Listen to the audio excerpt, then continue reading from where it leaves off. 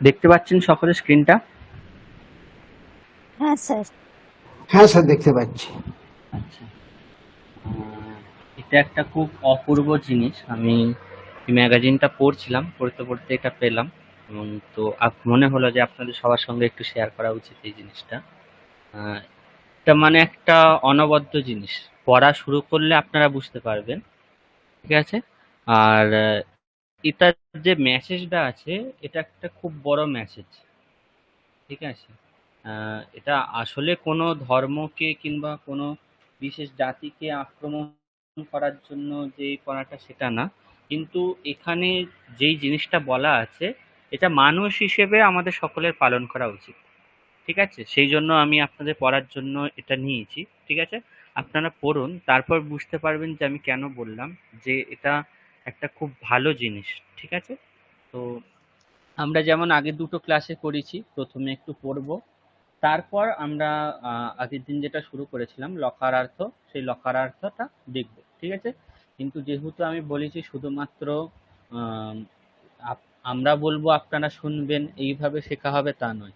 আপনারা পড়ুন, পড়ে পড়ে নিজেরা অনুভব করুন, তাহলে আরো ভালোভাবে শেখাটা হবে।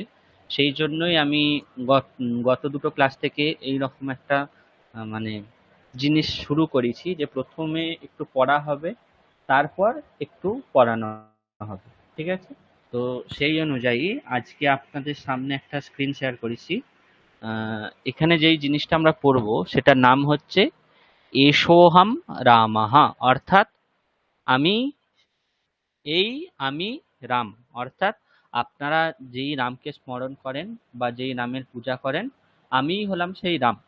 ঠিক আছে? এটার লেখক হচ্ছে লক্ষ্মণাহা। লক্ষ্মণাহা বলে কোনো একজন ব্যক্তি আছেন, সাউথ ইন্ডিয়ান প্রায়। উনি এটি লিখেছেন। ঠিক আছে? আচ্ছা, তো কে পড়া প্রথমে শুরু করবেন? সন্দীপ বাবু, আজকে আপনি প্রথমে পড়ুন। ঠিক আছে স্যার। হুম। এষোऽহং রামः। এষোহম রামः। আচ্ছা, হুম। ওকে। राममन्दिरे जातस्य प्राणप्रतिष्ठमहोत्सवस्य साक्षीभूतः वयं सर्वेऽपि धन्यताम् अनुभवन्तः स्मः। হুম। অনুভবন্তঃ স্মঃ। আচ্ছা, এবার अस्य এখানে একটা, महत् হ্যাঁ, না না, আগে দেখি। হ্যাঁ, এখানে একটা বিচিত্র প্রয়োগ আছে, সেটা হচ্ছে অনুভবন্তঃ স্মঃ। ঠিক আছে? আহ, এই যে পুরো বাক্যটা আছে, এই পুরো বাক্যটায় মেন ক্রিয়াপদ কোনটা? সেটা হচ্ছে অনুভবন্তঃ স্মঃ। ঠিক আছে? এবার দেখুন, এখানে যে অনুভবন্তঃ স্মঃ আছে, এটা কার কোন এটা তো ক্রিয়াপদ, এর কর্তৃপদ কোনটা কে বলতে পারবেন? বয়ম। বয়ম। বয়ম স্মঃ। ঠিক আছে? স্মঃ এটা হচ্ছে অস ধাতুর উত্তম পুরুষের বহুবচনের রূপ। ঠিক আছে? যেহেতু বয়ম হচ্ছে উত্তম পুরুষের বহুবচন, স্মঃ এটাও হচ্ছে উত্তম পুরুষের বহুবচনের রূপ। ঠিক আছে? বুঝতে পেরেছেন এটা সকলে? আচ্ছা, এবার এখানে দেখুন, বয়ম স্মঃ। বয়ম কিম স্মঃ? তখন অনুভবন্তঃ এই পদটা দেওয়া হয়েছে। অনুভবন্তঃ এই পদে কি প্রত্যয় আছে? কে বলতে পারবেন? তব তো না। কি প্রত্যয় আছে? সবতু প্রত্যয় নেই, আর কি প্রত্যয় আছে? কে বলতে পারবেন? त्व प्रत्यय त्व ত প্রত্যয় হলে তো অনুভব অনুভবিতা হতো কিংবা অনুভোক্তা এরকম হতো, ভবিতা হতো। ঠিক আছে?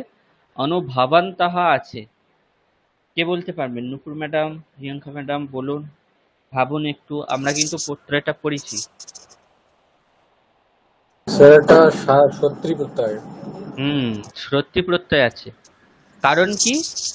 কারণ মন্দিরটা যে প্রতিষ্ঠা হয়ে গেছে, আমরা এখনো সেই আনন্দটা অনুভব করছি। আমরা যে ওই মন্দিরের প্রতিষ্ঠাটা নিজে থেকে সাক্ষী রূপে দেখেছি, তার জন্য এখনো আমাদের মনে কি হচ্ছে? আনন্দ হচ্ছে। আনন্দ শেষ হয়নি, এখনো হচ্ছে। ঠিক আছে? সেই জন্য অনুপূর্বক ভূ ধাতু থেকে ষরত্রি প্রত্যয় হয়েছে। আচ্ছা, ভূ ধাতু থেকে ষরত্রি প্রত্যয় করলে কি রকম রূপ হবে? প্রথমে প্রথম পুরুষের বহুবচনে কি রূপ হয় দেখতে হবে, ভবন্তি রূপ হয়। সেখান থেকে অন্তি অংশটা বাদ দিয়ে দিলে ভাব থাকবে, তার সঙ্গে শ্রোত্রীর অত যোগ করতে হবে, তাহলে মেন শব্দ হবে ভবৎ। আর অনু উপসর্গ আছে, তাই অনুভবৎ হচ্ছে মেন শব্দ। তারপর ধাবৎ শব্দের মতো রূপ হবে।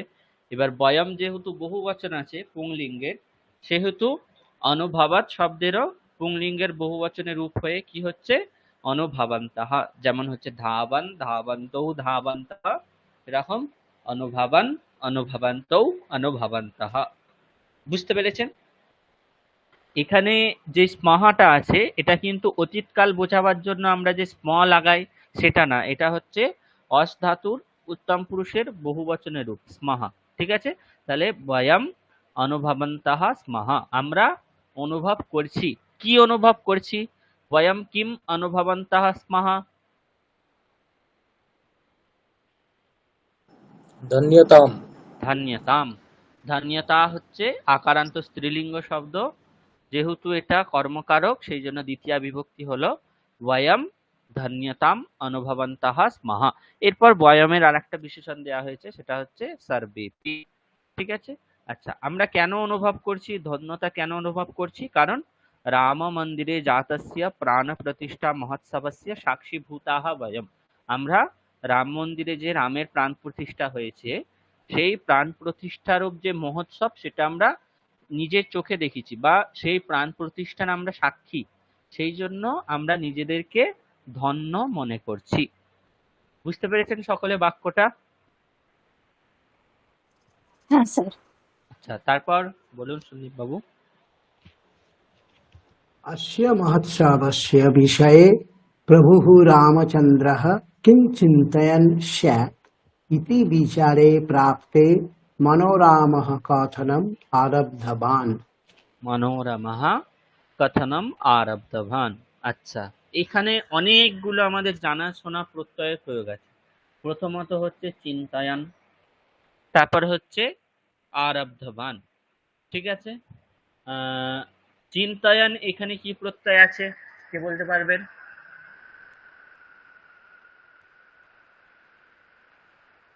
এটা স্যার ত এখানে প্রত্যয়। না, এখানেও শ্রোত্রী প্রত্যয় আছে। আপনারা ত প্রত্যয় কেন বারবার বলছেন? আমি আপনাদের একটা জিনিস বারবার শিখিয়েছি যে ত প্রত্যয় হলে সমস্ত শব্দের শেষে ত থাকে, ত অংশটা থাকে। বা ত যেহেতু অকারান্ত, ত প্রত্যয় যদি ত প্রত্যয়ান্ত শব্দ হয় তাহলে রাম শব্দের মতো রূপ হবে পুংলিঙ্গে। রাম শব্দ হলে বিসর্গ থাকবে, এখানে তো বিসর্গ নেই, এখানে তো দন্তনয়ে হসন্ত আছে। তাহলে হয় তবতু প্রত্যয় হবে, না হলে ষষ্ঠী প্রত্যয় হবে। কারণ ভগবান তবতু প্রত্যয়ান্ত শব্দের যে পুংলিঙ্গের রূপ ভগবান, সেখানে নকারের হসন্ত থাকে। আর ষষ্ঠী প্রত্যয়ান্ত যে পুংলিঙ্গের রূপ ধাবত শব্দের মতো ধাবন, সেখানে দন্তনয়ে হসন্ত থাকে। তো এখানে যেহেতু চিন্তায়ন আছে, এটা ধাবত শব্দের মতো বোঝাই যাচ্ছে, ধাবন চিন্তায়ন। তাহলে এখানে ষষ্ঠী প্রত্যয় আছে।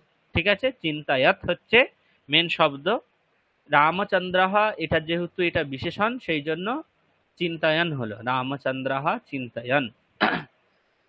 আচ্ছা, আরব্ধবান এখানে কি প্রত্যয় আছে বলুন? এটা সবাইকে বলতেই হবে। तवतु तव तु प्रत्यय। प्रत्यय আছে। হ্যাঁ, এখানে তবতু প্রত্যয় আছে, কারণ ভগবৎ শব্দের প্রথমান এক বচনে কি হয়? ভগবান। এখানে কি হলো? আরব্ধবান। এখানে হচ্ছে আপূর্বক রব ধাতুর তবতু প্রত্যয়, আরব্ধবৎ হচ্ছে মেন শব্দ, তার প্রথম পুরুষের এক বচনে হচ্ছে আরব্ধবান। ঠিক আছে। আচ্ছা, এবার এখানে দেখুন, প্রভুঃ রামচন্দ্রঃ চিন্তয়ন স্যাৎ, অর্থাৎ স্যাৎ হচ্ছে অস্ধাতুর ভবিষ্যৎকাল, ভবিষ্যৎকাল নয়, বিধিলিঙ্গ লকার স্যাৎ। ঠিক আছে, মানে প্রভু রাম কি চিন্তা করতে পারেন ভবিষ্যৎ, মানে উনি আমরা তো আনন্দ অনুভব করছি অবশ্যই, এটা ঠিক আছে, কিন্তু উনি নিজের মনে মনে, মানে ওনার প্রাণ প্রতিষ্ঠা হচ্ছে, তাহলে ওনার যে মনের যে ভাব সেটা কি রকম, বা উনি এই বিষয়ে কি চিন্তা করছেন। ঠিক আছে, এই বিচারটা সামনে এলে বিচারে প্রাপ্তে, আপনাদের ভাবে সপ্তমী শুভদীপ স্যার পড়িয়েছেন সম্ভবত, পড়িয়েছেন তো? হ্যাঁ, পড়িয়েছেন ভাবে হ্যাঁ সপ্তমী। স্যার। তাহলে দেখুন এখানে বিচারে প্রাপ্তে অর্থাৎ মানে প্রভু রাম নিজের মনে মনে নিজের প্রাণ প্রতিষ্ঠা বিষয়ে কি ভাবছেন, এই রকম বিচার এসে উপস্থিত হলে তখন মনোরামাহা কথনম আরব্ধবান, অর্থাৎ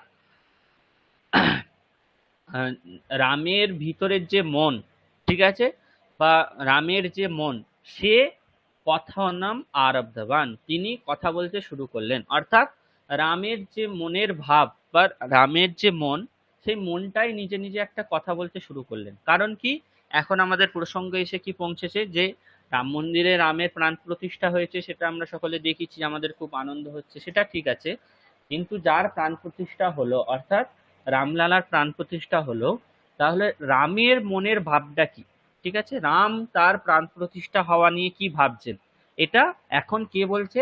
রামের মন নিজেই বলছে, ঠিক আছে। আচ্ছা, উনি কি বলছেন সেটা দেখা যাক। দেখুন, উনি যেহেতু নিজে বলছেন, অর্থাৎ এক কথায় বলতে গেলে এটা রাম মনে মনে ভাবছে, এটা আমরা বলতে পারি, ঠিক আছে। যেহেতু উনি ভাবছেন কিংবা বলছেন, সেই জন্য এটা ডবল কোটেশন দিয়ে শুরু হচ্ছে, ঠিক আছে। এরপর এটা পড়ুন, দেখবেন কি সুন্দরভাবে লেখা আছে, ঠিক আছে। আচ্ছা, সন্দীপ বাবু আপনি এখন কন্টিনিউ করুন। यस्य नाम्रः चर्चा अधुना सर्वत्र भवति सः एव रामः अहम्। হুম, তাহলে ইয়াস্য মানে হচ্ছে যার, নাম নাহা এটা হচ্ছে নামন শব্দের ষষ্ঠীর এক বচন, ঠিক আছে। তাহলে যার নামের চর্চা, অধুনা মানে হচ্ছে এখন, আর সর্বত্র মানে হচ্ছে সব জায়গায়। তাহলে যার নামের চর্চা এখন সব জায়গায় হচ্ছে, সাহা এবা রামাহা আহম, আমি হলাম সেই রামই।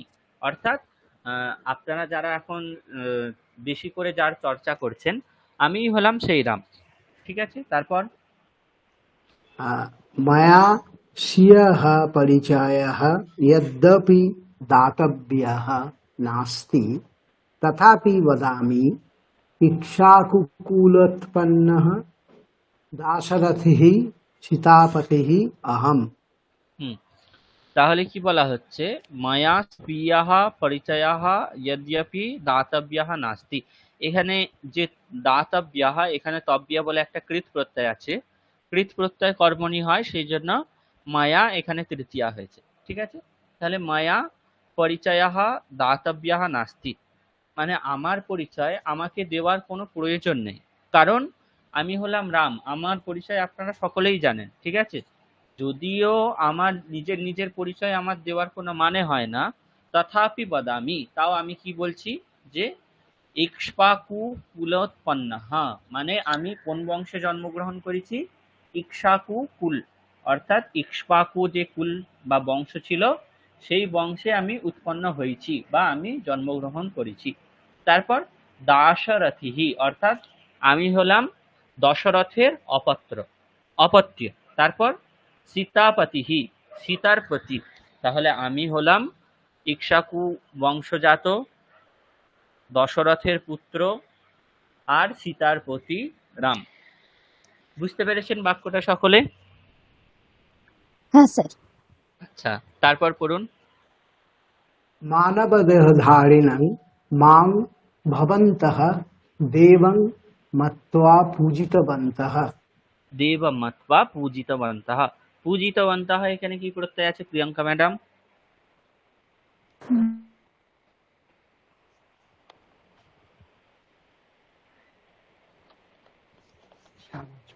হ্যালো, প্রিয়াঙ্কা ম্যাডাম শুনতে পাচ্ছেন? স্যার তাবতু। হ্যাঁ, তবতু প্রত্যয় আছে। আচ্ছা, এখানে কর্তা হচ্ছে ভবন্তঃ, ঠিক আছে। ভবৎ হচ্ছে এখানে মেন শব্দ, তার প্রথমার বহুবচনে হচ্ছে ভবন্তঃ, ঠিক আছে। এটা হচ্ছে পুংলিঙ্গ শব্দ, সেই জন্য পূজিতবন্তঃ এখানেও বহুবচন হলো, কারণ যেহেতু কর্তা আছে পুংলিঙ্গের বহুবচনে, ঠিক আছে। ভগবান ভগবন্তৌ ভগবন্তঃ, তাহলে পূজিতবান পূজিতবন্তৌ পূজিতবন্তঃ, যেহেতু ভবন্তঃ এটা বহুবচনে আছে, তাই পূজিতবন্তঃ এখানেও বহুবচন হবে, ঠিক আছে। এবার দেখুন, ভবন্তঃ পূজিতবন্তঃ, ভবন্তঃ কম পূজিতবন্তঃ, আপনারা কাকে পূজা করেছেন? মাম অর্থাৎ আমাকে, ঠিক আছে, আমাকে বলছে রামকে, আমাকে আপনারা পূজা করেছেন।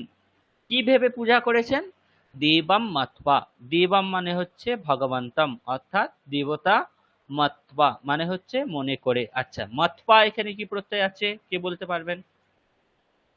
স্যার তোয়া প্রত্যয়। হ্যাঁ, এখানে ত্বা প্রত্যয় আছে, মন ধাতু থেকে ত্বা প্রত্যয় হয়ে মত্বা রূপ হয়। ঠিক আছে, মন ধাতুর অর্থ হচ্ছে মনে করা, আর তার থেকে ত্বা প্রত্যয় হলে এটার অর্থ হচ্ছে মনে করে। ঠিক আছে, তাহলে আমাকে আপনারা দেবতা মনে করে পূজা করেছেন। কিরকম আমাকে? মানব দেহধারী নাম, আসলে আমি দেবতা নই, আমি হলাম মানব দেহধারী, কিন্তু আমাকে আপনারা দেবতা মনে করে পূজা করেছেন। ঠিক আছে, তারপর किन्तु देवत्वात् अपि कौसल्यनन्दनः दशरथतनयः जनकीपति इत्येव परिचयं मनसा इच्छामि। মনসা ইচ্ছামি। আচ্ছা, এখানে মেন ক্রিয়াপদ কি বাক্যে, নূপুর ম্যাডাম? স্যার ইচ্ছা আমি। ইচ্ছামি। তাহলে ইচ্ছামি যেহেতু মেন ক্রিয়াপদ, এটা কোন পুরুষের কোন বচনের রূপ? এটা উত্তম পুরুষের উত্তম পুরুষের প্রথম এক বচনের এক বচনের রূপ। ঠিক আছে, তাহলে কর্তা এখানে অহম। ঠিক আছে, তাহলে এতক্ষণ পর্যন্ত আমরা কি দেখলাম? যে ভগবান রামের মন বা ভগবান নিজেই নিজের পরিচয় দিচ্ছেন, যে যদিও আমার পরিচয় দেওয়ার দরকার নেই, তাও আমি আমার পরিচয় বলছি যে আমি হলাম ইক্ষ্বাকু কুলোৎপন্ন দাশরথী সীতাপতি। ঠিক আছে, আমাকে আপনারা মানব দেহধারী, আমাকে আপনারা দেবতা মনে করে পূজা করেন। ঠিক আছে, এরপর উনি আরেকটু বলছেন যে আহম ইচ্ছামি, আমি কি ইচ্ছা করি বা আমি কি চাই? পরিচয়ম, আমি পরিচয় চাই। কি রূপে? তখন বলা হচ্ছে কৌশল্যানন্দনঃ, অর্থাৎ কৌশল্যার পুত্র, দশরথ তনয়ঃ, দশরথের পুত্র, আর জানকীপতিহি, অর্থাৎ এটা জনকী হবে না, এটা জানকী হবে, জানকীপতিহি অর্থাৎ মাতা সীতার অপর আর একটা নাম হচ্ছে জানকী, তাহলে জানকীপতিহি। আমি দেবতা রূপে পরিচয় চাই না, আমি কি রকম রূপে পরিচয় চাই? কৌশল্যার পুত্র রূপে, দশরথের পুত্র রূপে, আর জানকীর পতি রূপে। কিন্তু আপনারা আমাকে কি করেছেন? দেবতা রূপে পুজো করেছেন। ঠিক আছে, আচ্ছা, তারপর কি বলা হচ্ছে? Excellent. मां देवं मत्वा भवन्तः गीतानि भजनानि च रचितवन्तः। এখানে তাহলে মেন ক্রিয়াপদ কি আছে বাক্যে, কে বলতে পারবেন? রচিতবন্তঃ।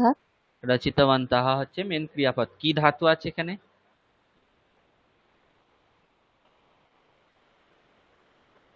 रच धातु बोले कोनो धातु আছে স্যার? হ্যাঁ, রচ ধাতু আছে। রচিতার্থ। প্রত্যয় কি আছে? এই তবতু তবতু তবতু প্রত্যয়। তাহলে রচিতবন্তঃ হচ্ছে মেন ক্রিয়াপদ, তবতু প্রত্যয় আছে। তাহলে কর্তাও আছে কি?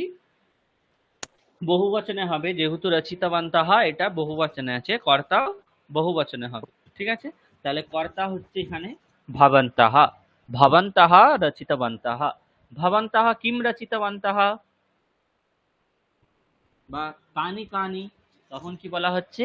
গীতানি ভজনানি চ, আমাকে।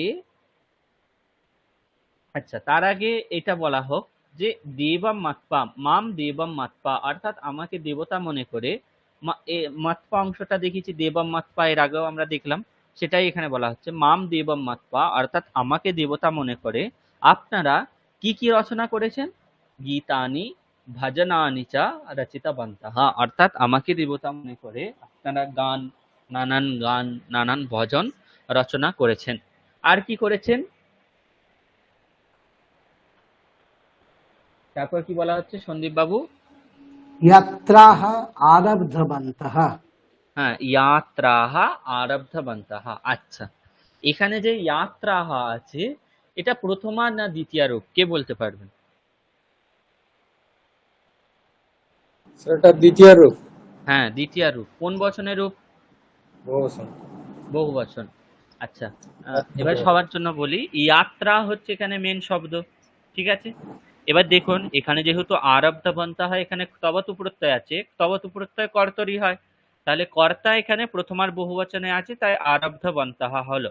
এখানে ইয়াত্রাহা যেটা আছে এটা কিন্তু কর্তা নয়, এখানে হচ্ছে কর্ম আছে। লতা শব্দের দ্বিতীয় বহুবচনেও কি হয়? লতাহা হয়, ঠিক আছে। তাহলে ভবন্তহা ইয়াত্রাহা আরব্ধবন্তহা, অর্থাৎ আপনারা আমাকে দেবতা মনে করে গীত, নানান রকম গান ভজন রচনা করেছেন, আর কি করেছেন? নানান রকম যাত্রা আরব্ধ করেছেন বা যাত্রা আরম্ভ করেছেন। যাত্রা মানে আমরা সকলেই জানি যাত্রা অনুষ্ঠান যে আছে, ঠিক আছে। আর কি করেছেন? মন্দিরানি নির্মিতবন্তঃ। এখানেও তাহলে মন্দিরানি হচ্ছে দ্বিতীয়ার বহু বচন, ঠিক আছে। মন্দিরম হচ্ছে নপুংসক লিঙ্গ শব্দ, ফলম ফলে ফলানি, সেরকম মন্দিরম মন্দিরে মন্দিরানি, ভবন্তঃ মন্দিরানি নির্মিতবন্তঃ, আপনারা মন্দির নির্মাণ করেছেন। তারপর কি বলা হচ্ছে? एतस्य सर्वस्य विषये मया न किमपि वक्तव्यम्। হুম, আচ্ছা। এতস্য সর্বস্য বিষয়ে মানে এতক্ষণ যা যা বলা হলো এই সব কিছুর বিষয়ে মায়া কিমপি না বক্তব্যম মানে আমি কিছু বলছি না বা আমার কিছু বলা উচিত নয়। পূর্বান্তু কামম মানে হচ্ছে আপনাদের যেটা ইচ্ছা সেটা আপনারা করছেন, সেটা করুন, আমার সেখানে কোনো বক্তব্য কিছু নেই। কিন্তু মামা কেচন প্রশ্নাহ সন্তি, কিন্তু আমার কিছু প্রশ্ন আছে।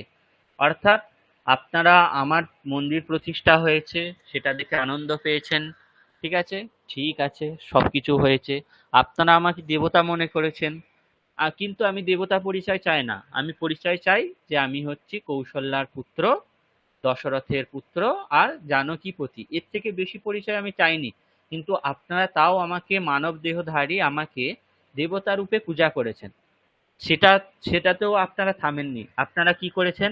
নানান রকম গীত ভজন ইত্যাদি রচনা করেছেন, নানান রকম যাত্রা আরম্ভ করেছেন, নানান রকম মন্দির ইত্যাদি নির্মাণ করেছেন, ঠিক আছে। এই সব বিষয়ে আমার কিছু বলার নেই, কারণ আপনারা আপনাদের ধর্ম অনুযায়ী, যে যার ধর্ম অনুযায়ী সে তার কাজ করছেন, তাই আমার এখানে কিছু বলা নেই। কিন্তু আমার কিছু প্রশ্ন আছে। মামা কেচনা প্রশ্নাহা সন্তি, আমার কিছু প্রশ্ন আছে, ঠিক আছে। আচ্ছা, তারপর যেটা আছে সেটা জুয়েল বাবু আপনি পড়ুন একটু।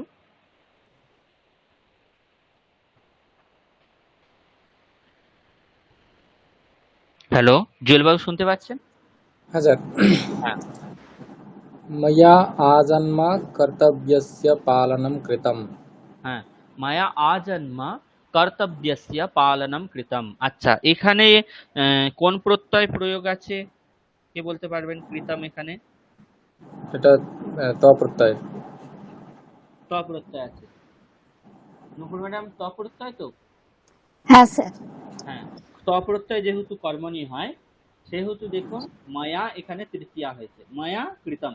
আচ্ছা, কৃতম কেন হলো? কারণ পালনম হচ্ছে এখানে মেন কর্ম, পালনম হচ্ছে নপুংসক লিঙ্গ, প্রথমার এক বচনে আছে, তাই কৃতম এখানেও নপুংসক লিঙ্গে প্রথমার এক বচনে দুটো হবে, ঠিক আছে। তাহলে মায়া আজন্ম কর্তব্যস্য পালনম কৃতম। আজন্ম মানে হচ্ছে সমস্ত জন্ম ধরে বা সমস্ত জন্ম ধরে আমার দ্বারা কি হয়েছে? কর্তব্যের পালন করা হয়েছে, আমি আমার সমস্ত জীবন ধরে কর্তব্যের পালন করেছি। তারপর पुत्रत्वेन राजत्वेन अग्रजत्वेन स सर्वान् कर्तव्यधर्मान् अहं पालितवान्। अहम पालितवान, এখানে পালিতবান এখানে স্তবতু প্রত্যয় আছে। স্তবতু প্রত্যয় যেহেতু কর্তরি হয়, অহম হচ্ছে এখানে পুংলিঙ্গ, যেহেতু রামের দ্বারা বলা হচ্ছে এটা, সেহেতু পালিতবান এখানে কি হলো? পুংলিঙ্গের প্রথমার এক বচন, যেমন ভগবান হয় সেরকম পালিতবান। আচ্ছা, अहम पालितवान, अहम किम पालितवान? सर्वान् कर्तव्यधर्मान्। হ্যাঁ, সর্বান কর্তব্য ধর্মান অহম পালিতবান, যা কিছু করা উচিত সেই রকম যত কিছু ধর্ম আছে সমস্ত ধর্ম আমি পালন করেছি। কি কি রূপে? পুত্রত্বেন, পুত্র রূপে যা যা কর্তব্য করা উচিত বা যা যা ধর্ম পালন করা উচিত সবকিছু আমি পালন করেছি। রাজত্বেনা, রাজা রূপে যা যা কর্তব্য ধর্ম পালন করা উচিত সবকিছু আমি পালন করেছি। অগ্রজত্বেনা, দাদা হিসেবে যা যা কর্তব্য পালন করা উচিত সবকিছু আমি পালন করেছি। তারপর मम प्रश्नः मया एव भवद्भिः कुतः कर्तव्यधर्मः न पाल्यते না পাল্যান্তে। पाल्यन्ते হ্যাঁ, তাহলে এখানে উনি কি বলছেন যে আমার প্রশ্ন হচ্ছে আপনারা তো আমাকে এত মানছেন, কিন্তু আমার মতো আপনারাও কেন কর্তব্য ধর্ম পালন করছেন না, বা আপনাদের দ্বারা কর্তব্য ধর্ম কেন পালন করা হচ্ছে না। এই যে বাক্যটা আছে এটা কোন বাচ্চা আছে কে বলতে পারবেন? कर्मणि সেটা কর্তরি নেই, কর্মণিতে আছে, কর্মণিতে কর্মণিতে আছে। আছে। কারণ যেহেতু কর্তব্য ধর্মাহ এটা পুংলিঙ্গের বহুবচনে আছে, সেই জন্য পাল্যান্তে এখানেও কি হলো, বহুবচন হলো। আর মায়া আছে এখানে কিন্তু তৃতীয়া আছে, ঠিক আছে। মানে আমি যেইভাবে পালন করেছি আপনাদের দ্বারাও, ভবদ্বিহি হচ্ছে এখানে মেন কর্তা, ঠিক আছে। ভবান সব হচ্ছে ভবান, ভবন্তৌ ভবন্তঃ, ভবন্তম ভবন্তৌ ভবতঃ, ভবতা ভবদ্ভ্যাম ভবদ্ভিহি, ভবদ্ভিহি ন পাল্যন্তে। ভবদ্ভিহি কিম ন পাল্যন্তে, কর্তব্য ধর্মাহ। এটা যেহেতু প্রথমার বহুবচনে আছে তাই ক্রিয়াপদও প্রথমার বহুবচনে হবে। কর্ম যেহেতু কর্মবাচ্যে, ক্রিয়াপদ যেহেতু কর্মকে অনুসরণ করে, পাল্যান্তে হচ্ছে ক্রিয়াপদ, সেটা কর্তব্য ধর্মাহ এই যে কর্মপদ তাকে অনুসরণ করছে। আর কর্তা ভবদ্বিহি এটা তৃতীয়ার বহুবচনে আছে, ঠিক আছে। তাহলে আমি যেই রকম ভাবে নিজের কর্তব্য ধর্ম পালন করেছি আপনারাও কেন আমার মতো কর্তব্য ধর্ম পালন করছেন না, ঠিক আছে। তারপর কি বলা হচ্ছে, अयोध्यायाः साम्राज्ये प्राप्ते अपि तत्र मम अधिकारः नास्ति इति वदन् भरतः तत् निराकृतवान् ইতি বদন ভরতঃ তৎ নিরাকৃতবান। আচ্ছা, বদন এখানে কি প্রত্যয় আছে আর নিরাকৃতবান এখানে কি প্রত্যয় আছে? वदन्ता शत्रु प्रत्यय निराकृतवान् तवतु प्रत्यय তবতু প্রত্যয়, ঠিক আছে। যেহেতু ভরতঃ এইটারই বিশেষণ হচ্ছে বদন, আর নিরাকৃতবান এটাও যেহেতু ভরতঃ এটার বিশেষণ, দু জায়গাতেই পুংলিঙ্গের মতো রূপ হলো, ঠিক আছে। দেখুন নুপুর ম্যাডাম, এখানে শ্রোত্রী প্রত্যয় আছে বলে বদন রূপ হচ্ছে, এখানে কিন্তু তবতু প্রত্যয়ের মতো বদান রূপ হচ্ছে না, আকার একটা এসে যাচ্ছে না। কিন্তু এখানে কি হচ্ছে, নিরাকৃত বান হচ্ছে না, নিরাকৃত বান হচ্ছে, যেহেতু এটা তবতু প্রত্যয়ান্ত শব্দ আর বদান হচ্ছে শ্রোত্রী প্রত্যয়ান্ত শব্দ। তাহলে কি বলা হচ্ছে না, অযোধ্যায়াহ সাম্রাজ্যে প্রাপ্তে অপি, মানে অযোধ্যার সাম্রাজ্যভার পাওয়ার পরও বা অযোধ্যার সাম্রাজ্যভার পেয়েও তত্র মম অধিকারः নাস্তি ইতি বদন, সেখানে আমার কোনো অধিকার নেই এটি বলে ভরতঃ তদ নিরাকৃতবান, ভরত সেই রাজ্যভার গ্রহণ করতে বা সেই রাজ্যের ভার গ্রহণ করতে প্রত্যাখ্যান করেছিল, ঠিক আছে। কারণ কি, তার দাদার প্রতি তার ভক্তি ছিল, ঠিক আছে। তাহলে ভরত রাজ্যভার পাবার সত্ত্বেও এখানে আমার অধিকার নেই এই রকম বলে সেই রাজ্যের যে ভার সেটা প্রত্যাখ্যান করেছিলেন। তারপর अस्मासु भ्रातृषु कणमात्रेण अपि वैमनस्यं न उत्पन्नम् বৈমনস্যম না উৎপন্নম, এখানে উৎপন্নম এখানে ত প্রত্যয় আছে, ঠিক আছে। তাহলে কি বলা হচ্ছে, अस्मासु ভাতৃষু, এটা কোন বিভক্তির কোন বচনের রূপ? अस्मासु ভাতৃষু সপ্তমী বিভক্তি বহুবচন সপ্তমী বচন হচ্ছে বহুবচন, ঠিক আছে। তাহলে আমাদের ভাইদের মধ্যে अस्मासु ভাতৃষু কণমাত্রে নাপি, মানে একটা কোণাও, বৈমনস্যম মানে মত পার্থক্য, না উৎপন্নম, আমাদের ভাইদের মধ্যে এক কোণাও কখনো বৈমনস্য বা মত পার্থক্য উৎপন্ন হয়নি, ঠিক আছে। আমার ভাই ভরত সে অযোধ্যার রাজ্যভার পেয়ে গিয়েছিল, কিন্তু আমার সেখানে অধিকার নেই এই বলে একটা রাজ্যের ভার সে প্রত্যাখ্যান করে দিয়েছিল। কারণ কি, কারণ জানে সেখানে তার দাদারই অধিকার হওয়া উচিত বা দাদারই অধিকার আছে, সেই জন্য সে রাজ্যের ভার প্রত্যাখ্যান করেছিল, ঠিক আছে। এতে কি কি বোঝা যাচ্ছে, যে আমাদের ভাইদের মধ্যে এক কোনাও কোনো হিংসা বা আহ, বৈমত্য ছিল না। তারপর अत्यल्पायाः सम्पदः कृते भूम्याः कृते गृहादीनां कृते वा भवन्तः बान्धवाः किमर्थं परस्परं कलहं कुर्वन्ति। হুম, অত্যল্পায়াহ সম্পদাহ কৃতে মানে হচ্ছে খুব অল্প সম্পদের জন্য, ঠিক আছে, ভূম্যাহা কৃতে একটুখানি জায়গার জন্য, তারপর গৃহাদিনাম কৃতে ঘর বাড়ির জন্য আপনারা ভবন্তঃ বান্ধবাহা আপনারা পরস্পর বন্ধু, ঠিক আছে, কিংবা ভাইয়েরা কেন মারামারি করছেন বা কলাহম কুরবান্তি ঝগড়া কেন করছেন? আপনারা তো আমাকে দেবতা রূপে পুজো করেছেন, ঠিক আছে, কিন্তু আমি যে সবসময় ধর্মগুলো পালন করেছি আপনারা কেন পালন করছেন না? আমাদের ভাইদের মধ্যে একটা সামঞ্জস্য ছিল, একটা ঐক্যতা ছিল, আপনাদের মধ্যে সেটা কেন নেই? আমার ভাই রাজ্যভার পেয়েও কি করেছিল, সেখানে আমার অধিকার নেই বলে রাজ্যভার ত্যাগ করেছিল, কিন্তু আপনারা একটুখানি জায়গার জন্য, একটুখানি সম্পদের জন্য, একটা ঘর বাড়ির জন্য নিজেদের মধ্যে কেন পরস্পর ঝগড়া করছেন? তারপর परस्परं हन्तुमपि सङ्कोचनं न अनुभवन्ति। হুম, পরস্পরম মানে পরস্পরকে, হন্তুম, হন্তুম এখানে তুমুন প্রত্যয় আছে, মানে একে অপরকে খুন করার জন্য আপনারা সংকোচ বোধ কেন করছেন না, ঠিক আছে, বা সংকোচ কেন আপনাদের মধ্যে জন্মায় না? আপনারা জায়গা জমির জন্য নিজেদের পরস্পরকে খুন করে ফেলছেন, এটা করতে আপনাদের মধ্যে সংকোচ বোধ জন্মায় না? তারপর भवन्तः एव परस्परं शत्रवः किमर्थं भवन्ति। হুম, আপনারাই কেন নিজেদের মধ্যে একে অপরের মধ্যে মানে শত্রুরূপ আচরণ করছেন, ঠিক আছে, তাহলে নিজেদের ভুলটা বুঝতে পারছেন আপনারা? আপনারা আমাকে দেবতা রূপে পুজো করছেন, কিন্তু আমি যেই ধর্মগুলো পালন করেছি সেই ধর্মগুলো কেন আপনারা পালন করছেন না? আমাদের অতগুলো ভাই ছিল, ভরত, লক্ষ্মণ, রাম, আমরা 3 ভাই ছিলাম, কিন্তু আমাদের মধ্যে কখনো কোনো মত পার্থক্য দেখা দেয়নি, কিন্তু আপনারা কি করছেন, একটু ছোট্ট জায়গার জন্য, একটু ছোট্ট সম্পদের জন্য, একটা ঘর বাড়ির জন্য নিজেদের মধ্যে ঝগড়া করছেন, কখনো কখনো একে অপরকে মেরেও ফেলছেন, একে অপরকে খুন করতেও আপনাদের সংকোচ বোধ হচ্ছে না, তাহলে আপনারা নিজেদের মধ্যে কেন একে অপরের শত্রু হয়ে পড়ছেন? তারপর मया यथा पतिधर्मः पालितः तथैव सीतया पत्नीधर्मः पालितः। হুম, আচ্ছা, এই বাক্যে কোন প্রত্যয় প্রয়োগ করা হয়েছে কি বলতে পারবেন? त प्रत्यय ব্যবহার করা হয়েছে স্যার। ত প্রত্যয়ে প্রয়োগ করা হয়েছে। আচ্ছা, ত প্রত্যয় প্রয়োগ করা হয়েছে সেটা ঠিক আছে, কি এখানে কর্তা কোনটা, সেখানে কি বিভক্তি হয়েছে বলুন, ব্যাখ্যা করুন। কর্তায় তৃতীয় বিভক্তি, এখানে ময়া আছে, মায়া अस्मत् শব্দ আছে।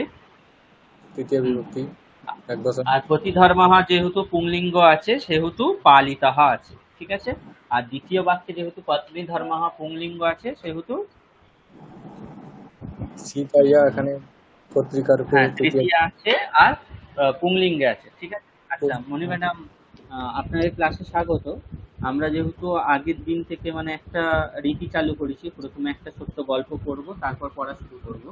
তো আমরা এখন একটা জিনিস পড়ছি, এটা খুবই একটা সুন্দর জিনিস, যে রাম মন্দিরের প্রতিষ্ঠা হয়েছে সেটা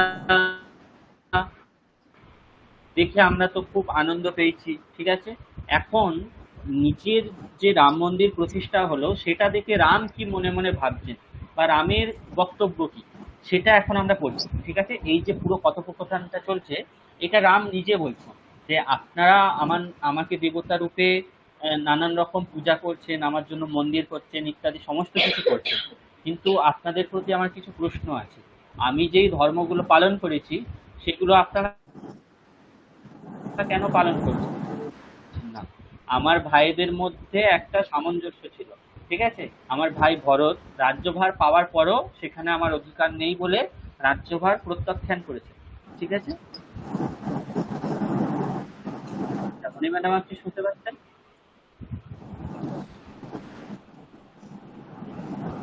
হ্যালো। Hello sir. হ্যাঁ, এতক্ষণ যেগুলো বললাম আপনি শুনতে পেয়েছিলেন? না স্যার, আমি জয়েন করতে পারছিলাম না, এইমাত্র জয়েন করলাম। আচ্ছা। তো আমরা এখন একটা গল্প পড়ছি। গল্প এটা খুব সুন্দর জিনিস একটা। যে ওকে। রাম মন্দিরের প্রতিষ্ঠা হয়েছে। রাম নিজের যে মন্দির প্রতিষ্ঠা হয়েছে সেটা দেখে রাম নিজের মনে মনে কি ভাবছে, ঠিক আছে, রাম কি বলতে চাইছেন নিজের মন্দির প্রতিষ্ঠা হয়ে যাওয়ার পর রামের বক্তব্য কি। তা এই জিনিসটা যে আমরা পড়ছি এটা পুরোটাই রাম নিজেই বলছেন। কি বলছেন? যে আপনারা আমাকে মানব দেহধারী আমি, কিন্তু তাও দেবতা রূপে পূজা করেছেন, ঠিক আছে, কিন্তু আমি সেই দেবতা রূপ পরিচয় চাইনি। আমি চেয়েছি যে আমার পরিচয় এইভাবে ফুটে উঠুক যে আমি হলাম কৌশল্যার পুত্র, দশরথের পুত্র, জানকীর পতি, এইরকম ভাবে, ঠিক আছে। আর আমার পরিচয় কিভাবে ফুটে উঠুক? আমার চরিত্রের দ্বারা। আমি সবসময় পুত্র রূপে, রাজা রূপে, পতি রূপে যা যা করা কর্তব্য করার সব কিছু করেছি, কিন্তু আপনারা কেন আমার মতো নিজেদের ধর্ম পালন করছেন না?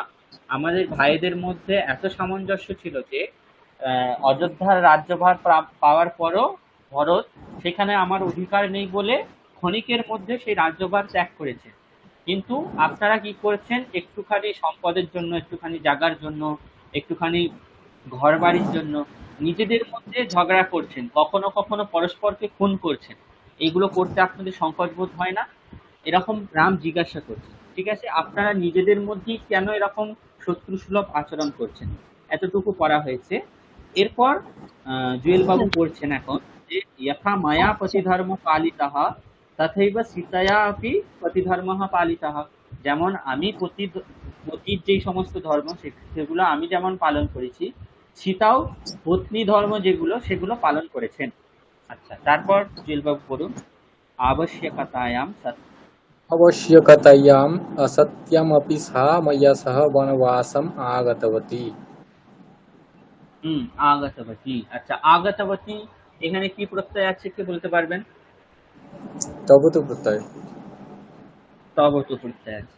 স্ত্রীলিঙ্গ যেহেতু, এখানে गो যেহেতু সা হচ্ছে লিঙ্গ আছে, সেই জন্য আগতবতী হচ্ছে নদী শব্দের মতো রূপ হয় তবতু প্রত্যয়ান্ত শব্দে, সেই জন্য আগতবতী হলো। সা আগতবতী। সা কুত্র আগতবতী? वनवासम् आगतवती। বনবাসম আগতবতী। সা মায়া সহ বনবাসম আগতবতী। এবার আগের দিন আপনাদের একটা জিনিস পড়িয়েছিলাম যে সহ সঙ্গে থাকলে সবসময় তৃতীয়া হয়, তাহলে সা মায়া সহ বনবাসম আগতবতী, ঠিক আছে। তিনি আমার সঙ্গে বনবাসে এসেছিলেন। কিরকম অবস্থায় এসেছিলেন?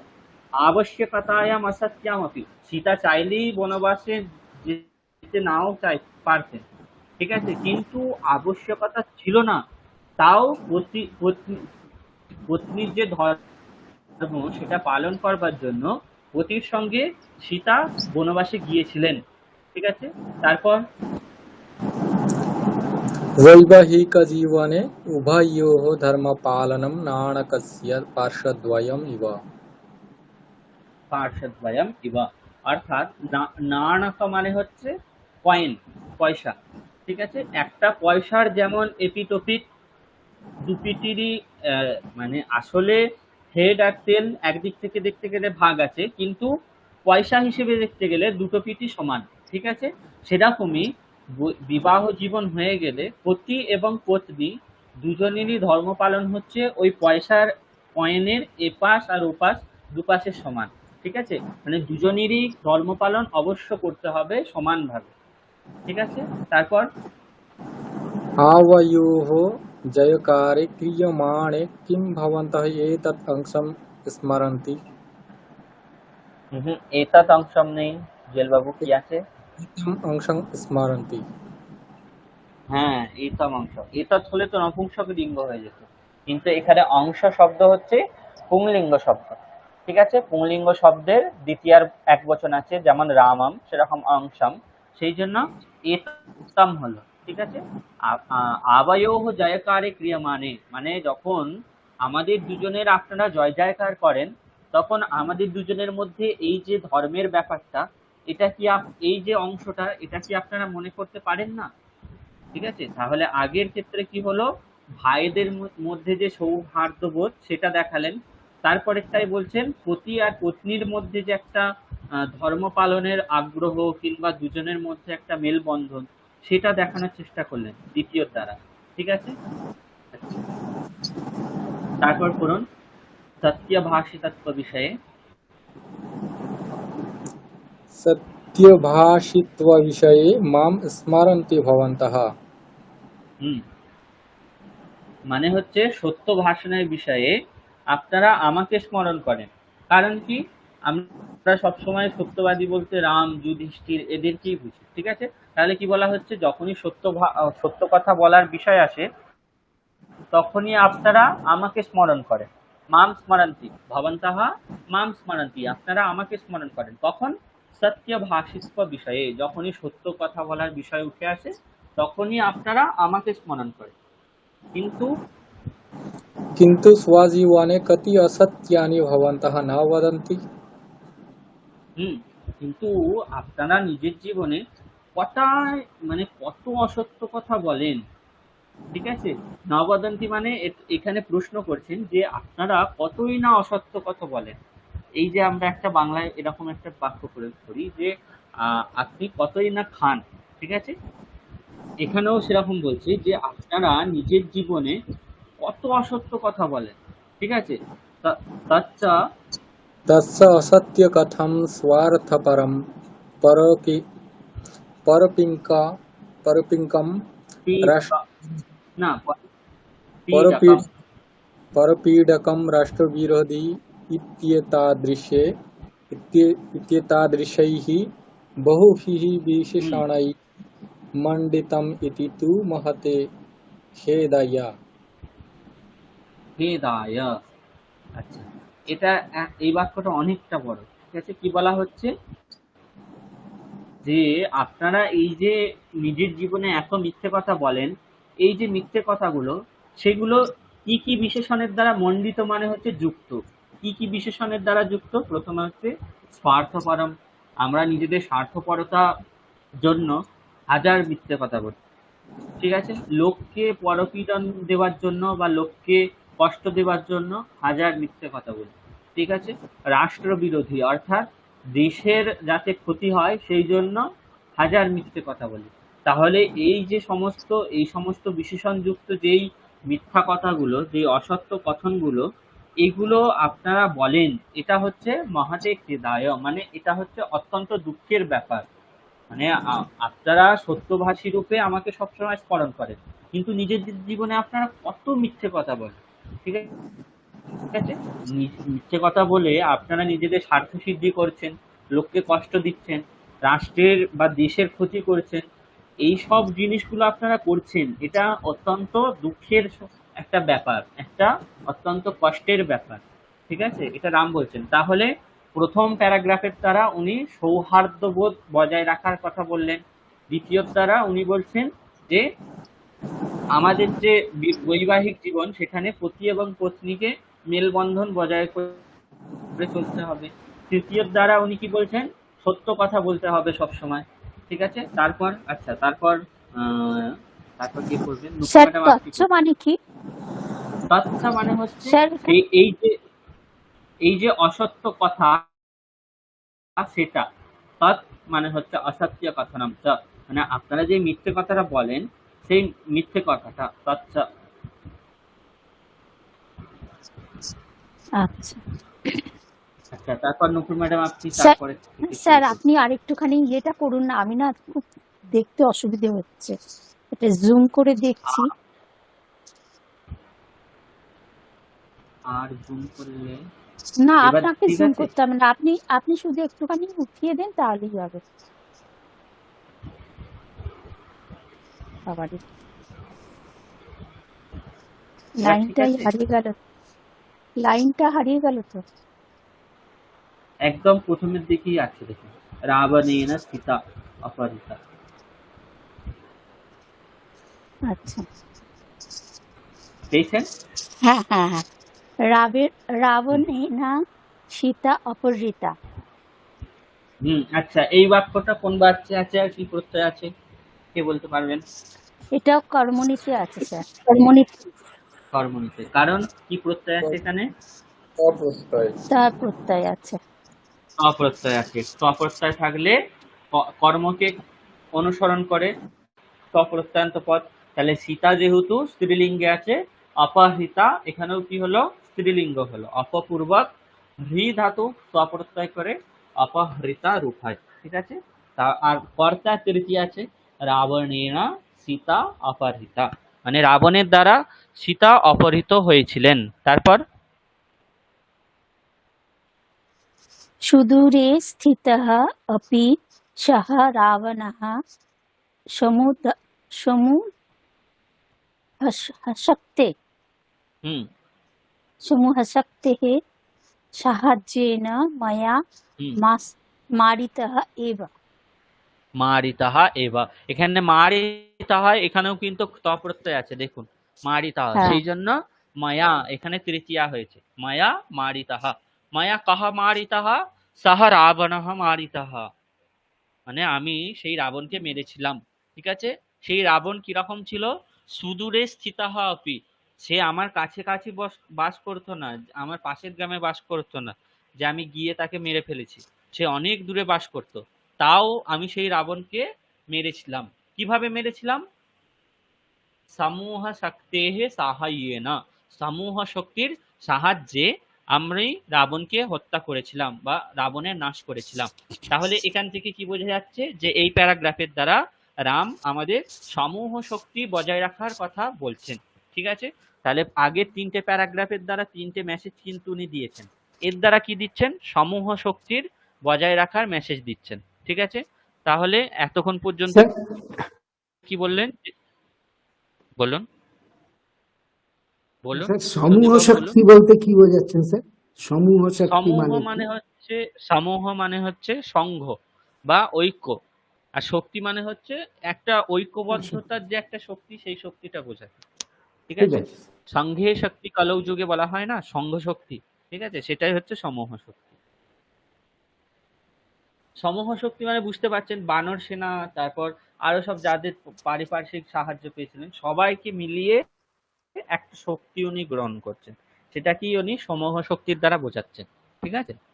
আচ্ছা, তারপর পড়ুন নুপুর ম্যাডাম। পরদেशात् आगतः बाबरः मम जन्मस्थानं नाशयित्वा कथं सुखेन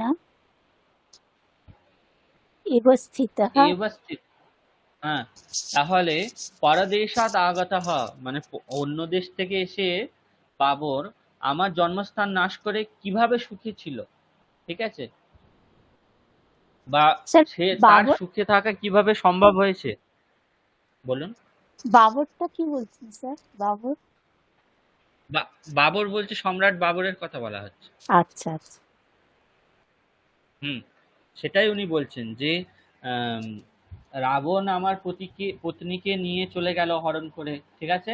আমি তাকে সমূহ শক্তির দ্বারা নাশ করলাম, কিন্তু বাবর এসে আমার জন্মস্থান নাশ করে সেখানে সুখে রাজ্য বিস্তার করলো, সেটা কি করে সম্ভব হলো?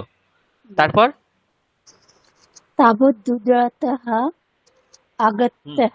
आगत्य एवं विनाशं कर्तुं कृतः तेन धैर्यं प्राप्तम्। কৃতः নয়, कृतः কুতः মানে হচ্ছে कुतः, কোথা থেকে। কৃতः নেই, কুতः। হ্যাঁ কুতः, হ্যাঁ, কুতः কুতः তেন ধৈর্যম প্রাপ্তম। আচ্ছা, প্রাপ্তম এখানে হচ্ছে তপ্রত্যয় আছে, প্রাপ্তম যেহেতু ধৈর্যম হচ্ছে নপুংসকলিঙ্গ, তাই প্রাপ্তম এখানেও কি হলো? নপুংসকলিঙ্গ হলো। আর তেন এখানে হচ্ছে তৃতীয়ার এক বচন, যেহেতু তপ্রত্যয় আছে। ঠিক আছে। তাহলে কি বলা হচ্ছে? তাবৎ দূরতঃ আগত্য, সে তো পাশের গ্রাম থেকে আসেনি কিংবা খুব কাছাকাছি জায়গা থেকে আসেনি, অনেক দূর থেকে এসেছিল। ঠিক আছে। অত দূর থেকে এসে মানে আমার জন্মস্থান বিনাশ করছে, এরকম ধৈর্য সে কি করে পেল? ঠিক আছে, বা সাহস তার কি করে হয়?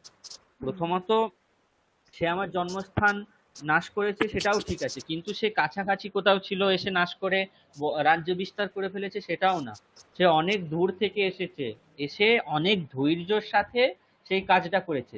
সেই ধৈর্যটা সে পেল কিসের জন্য, বা সেই ধৈর্যটার কারণটা কি, তার কারণ পরে বলা হচ্ছে।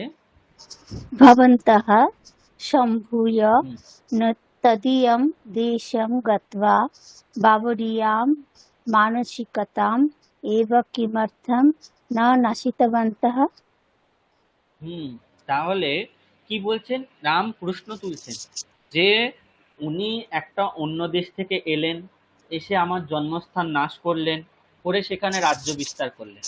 এই যে পুরো সাহসটা বা এই যে পুরো ধৈর্যটা, ওটা উনি কিভাবে পেলেন, বা এই যে ওনার ধৈর্যটা, সেটা এই ধৈর্যটা যে উনি পেয়েছেন, তোমরা কেন একতার দ্বারা ঐক্যবদ্ধ না হয়ে ওনার যে দেশ সেখানে গিয়ে তোমরাও কেন এই সেম জিনিসটা করে ওনার যে মানসিকতাটা আছে, অর্থাৎ একজনের জন্মস্থান, একটা রাজ্যকে ধ্বংস করে দিয়ে নিজের রাজ্য বিস্তার করা, এই যে ওনার মানসিকতাটা, তোমরাও কেন ওনাদের দেশে গিয়ে ওনাদের যে মানসিকতাটা সেটা ভাঙনি, এক হয়ে কেন যাওনি ওনাদের দেশে?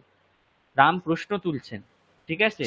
তাহলে ঐক্যবদ্ধটাই হচ্ছে এখানে মেসেজ। আগের তিনটের ক্ষেত্রে যেমন একটা একটা করে মেসেজ এলো, এখানেও কিন্তু বারবার উনি ঐক্যবদ্ধটাকে সামনে তুলে ধরছেন, ঠিক আছে? তারপর কি বলা হচ্ছে? कुत्र गता भवतां हनुमत्सन्ति হনুমাত मत्- শান্তি নেই, मत्सक्ति হনুমাত শক্তি। হুম, মানে हनुमत्सक्ति। আপনাদের মধ্যে স্থিত যে হনুমানের শক্তি, সেই শক্তি কোথায় গেল, কোথায় হারিয়ে গেছে সেই শক্তি? তারপর कुत्र लुप्ता सामूहिकता कथा। হ্যাঁ, কোথায় সামূহিকতার যে শক্তি, সেই শক্তি কোথায় লুপ্ত হলো? আমি তো সমূহ শক্তির দ্বারাই রাবণকে নাশ করেছি, কিন্তু আপনাদের সেই যে সমূহ শক্তি কই? আপনারা কেন এক হয়ে বাবরের দেশে গিয়ে তার যে একটা মনোভাব যে অন্যের রাজ্যকে ধ্বংস করতে হবে, এই মনোভাবটা কেন আপনারা বাবরের রাজ্যে গিয়ে মনোভাবটা ভাঙতে পারলেন না? আপনাদের হনুমান শক্তি, অর্থাৎ হনুমানের থেকে প্রাপ্ত যে শক্তি, সেই শক্তি কোথায় গেছে? আপনাদের যে সামূহিকতা সেটা কোথায় গেছে? এটা লুপ্ত হয়ে গিয়েছে, এটাই হচ্ছে অর্থ। তারপর कुत्र च विनष्टा धर्मरक्षणस्य ऊर्जा ऊर्जा হ্যাঁ, ঊর্জাহা নয়, ঊর্জা। ऊर्जा ধর্ম রক্ষার জন্য যেই ঊর্জা, সেই ঊর্জা কোথায় নষ্ট হয়ে গেছে, কোথায় হারিয়ে গেছে আপনাদের? তারপর वस्तुतः एतत् सर्वं नष्टम् इत्यतः एव नष्टम् आसीत् मन्दिरम्।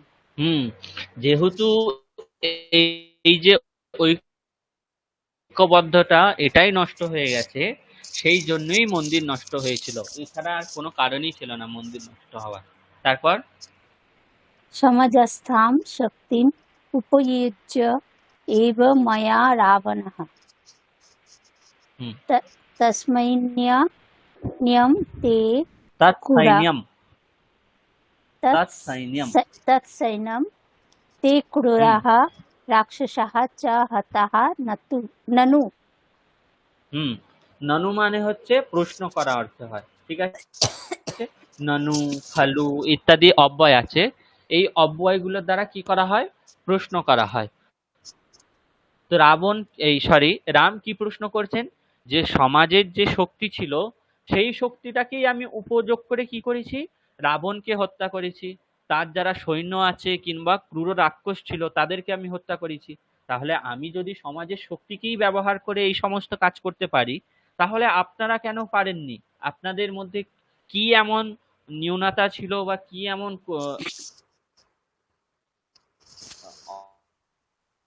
অল্পতা ছিল যার জন্য আপনারা সেটা করতে পারেননি? मया तु कोऽपि भेदभावः न न कृतः। হুম, কারণ কি? আমি হনুমান ছোট প্রজাতি, তাদের থেকে আমি রাম কি সাহায্য নেব? এরকম ভেদভাব যদি করতাম, হনুমানদের সাহায্য যদি না পেতাম, তাহলে কি আমি কখনো সীতার কাছে গিয়ে স্যার পৌঁছাতে কেটে পারতাম, যাচ্ছে। রাবণকে হত্যা করতে পারতাম? তাহলে আমি যেহেতু শুনতে পাচ্ছেন না, হ্যাঁ, কেটে এখন শুনতে যাচ্ছে। পাচ্ছেন? হ্যাঁ হ্যাঁ। আচ্ছা, হ্যাঁ। তাহলে কি বলা হচ্ছে যে ভেদভাব করতে।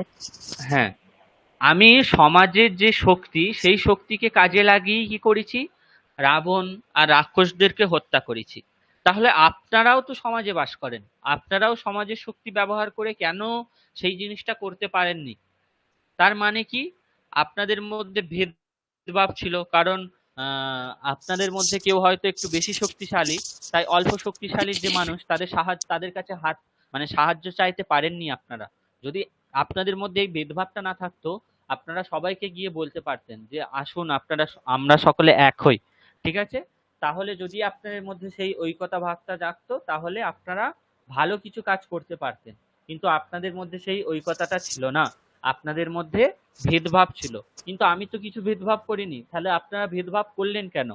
রাম প্রশ্ন তুলছেন। তারপর স্যার এখানে এই যে কো আর পাশে ওই এস এর মতন লিখে ওপি ওটা করছে আর কি। হচ্ছে লুপ্ত আকার।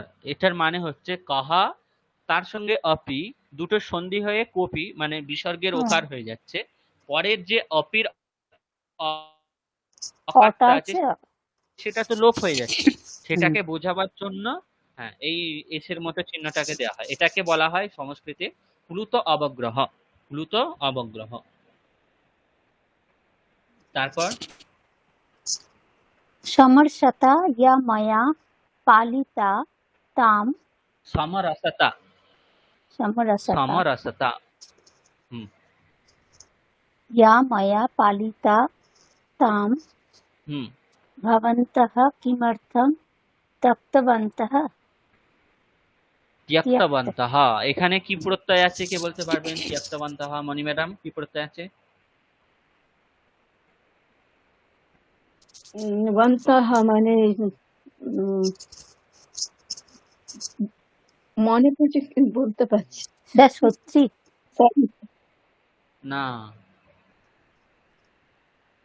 তবতু প্রত্যয় আছে। वन्तः ত্যক্তবান ওটাই। ত্যক্তবন্তঃ। ও হ্যাঁ, হ্যাঁ, ভবন্তঃ ত্যক্তবন্তঃ। ভবন্তঃ কিম ত্যক্তবন্তঃ? সমরসতাম। তাম তাম মানে হচ্ছে সমরসতাম। প্রথমে রাম কি বললেন যে সমরসতা ইয়া মায়া পালিতা। এই বাক্যে কি প্রত্যয় আছে আর কোন বাচ্চা আছে কে বলতে পারবেন এতটা? সমরসতা ইয়া মায়া পালিতা। জুয়েল পালিতা বাবু তা কি কি প্রত্যয়ন। ও প্রত্যয় আছে, কোন sorry, বাচ্চা আছে? আর এখানে ত প্রত্যয় আছে। হ্যাঁ, ত প্রত্যয় আছে, কর্মবাচ্চা আছে, সেই জন্য মায়া এখানে তৃতীয়া হলো। আর সমরসতা এটা যেহেতু স্ত্রীলিঙ্গ শব্দ সেই জন্য পালিতা হলো।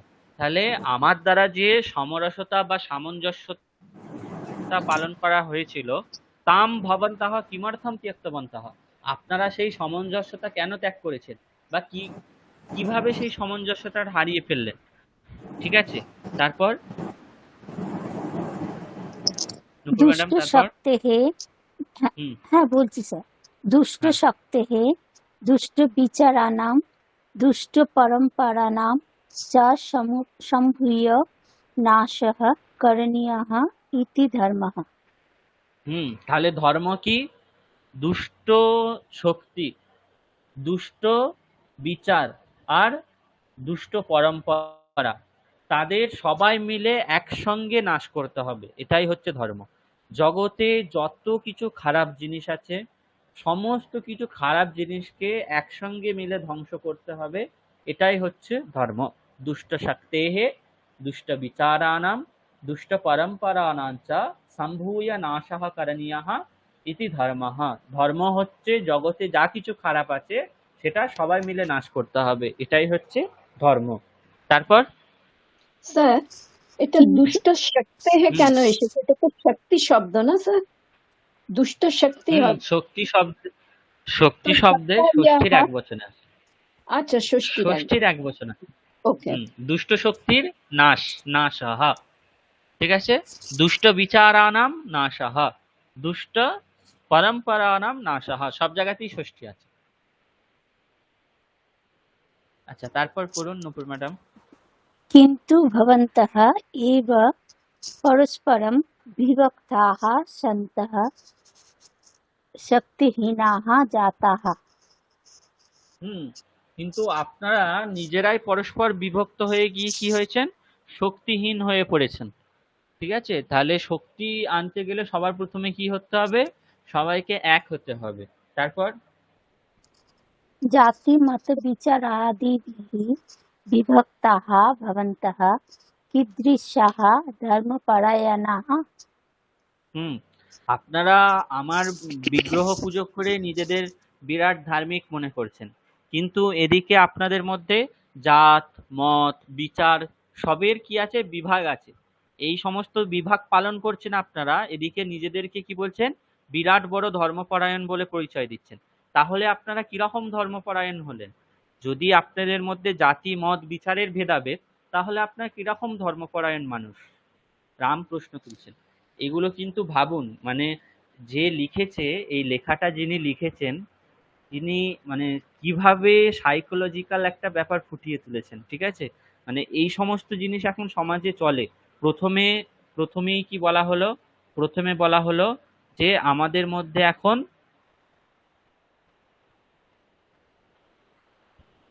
হ্যাঁ, প্রথমে তিনি কি বললেন? যে আমাদের মধ্যে এখন ভেদাভেদ, ভাইদের মধ্যে ঝগড়া, তারপর শত্রুতা একটা যে জেগে উঠেছে, এই সমস্ত জিনিসগুলো। ঠিক আছে?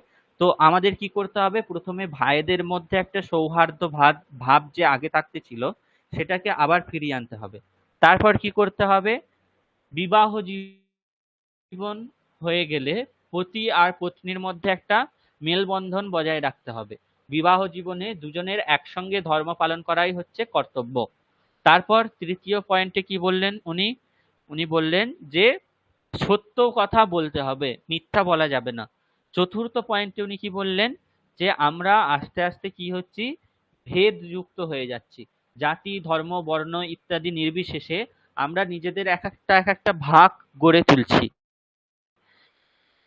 এর দ্বারা কি হচ্ছে? আমাদের দেশের যে শক্তি, সেই শক্তি ভেঙে পড়ছে। সেই শক্তিকে এক করতে গেলে আমাদের কি করতে হবে? যেমন রাম সমূহ শক্তি কাজে লাগিয়ে রাবণের মতো রাক্ষসকে বধ করেছিলেন, তার যে রাক্ষস সেনা ছিল তাদের বধ করেছিলেন, আমাদেরও সেই সমূহ শক্তি ফিরিয়ে এনে যত সমস্ত দুষ্ট শক্তি, দুষ্ট বিচার, দুষ্ট পরম্পরা আছে, তাদের সবাইকে একসঙ্গে নাশ করতে হবে। ঠিক আছে? এটা হচ্ছে রামের চতুর্থ আবেদন। তারপর কি বলছেন? আচ্ছা, তারপর প্রিয়াঙ্কা ম্যাডাম আপনি বলুন। স্যার ওখানে সন্তাহ কেন দিয়েছে, শান্তি না হয়ে? শান্তাহ হচ্ছে অস ধাতুর শ্রুতি প্রত্যয় করে সৎ শব্দ হয়। অস ধাতুর শ্রুতি প্রত্যয় করে সৎ শব্দ হয়। তারপর হচ্ছে সৎ হচ্ছে মেন শব্দ, এরপর ধাবত শব্দের মতো হবে সদ সন সন্তৌ সন্তাহা। ঠিক আছে? তাহলে ভবন্তাহা বিভক্তাহা সন্তাহা, এখানে ভবন্তাহা এটার বিশেষণ যেহেতু, সেহেতু সন্তাহা এখানে বিশেষণ হলো।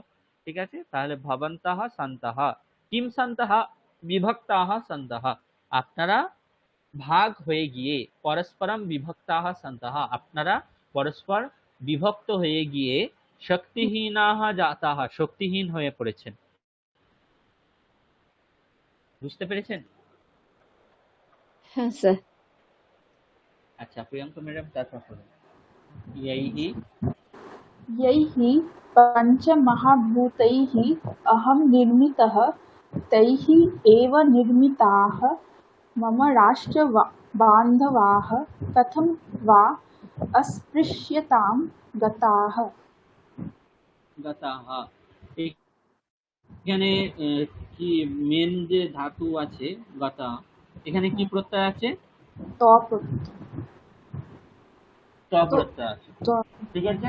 কিন্তু গমনার্থক ধাতু থেকে ত প্রত্যয় হলে সেটা কর্তরিতও হতে পারে। সেই জন্য এখানে বান্ধবাহা গতাহা।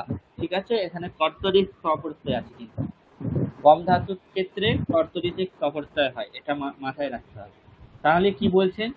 যে ইয়ৈহি পঞ্চ মহাভূতৈহি, যে পাঁচটা মহাভূতের দ্বারা আমার শরীর গঠিত, আমি গঠিত হয়েছি, সেই পঞ্চ মহাভূতের দ্বারাই আমার যে রাষ্ট্র বান্ধব আছেন তারা গঠিত হয়েছেন। তাহলে তাদের মধ্যে কি করে অস্পৃশ্যতা আপনারা দেখেন, বা তাদেরকে কি করে আপনারা অস্পৃশ্য বলে পরিচয় দেন? আমি যেই পঞ্চমহাভূতের দ্বারা গঠিত হয়েছি, আমার সমস্ত রাষ্ট্রের বন্ধুরা সেই পঞ্চ মহাভূতের দ্বারাই গঠিত হয়েছে। তাহলে তাও আপনারা কিছু কিছু মানুষকে কেন অস্পৃশ্য বলে পরিচয় দেন, বা তারা কি করে অস্পৃশ্যতা লাভ করতে পারে?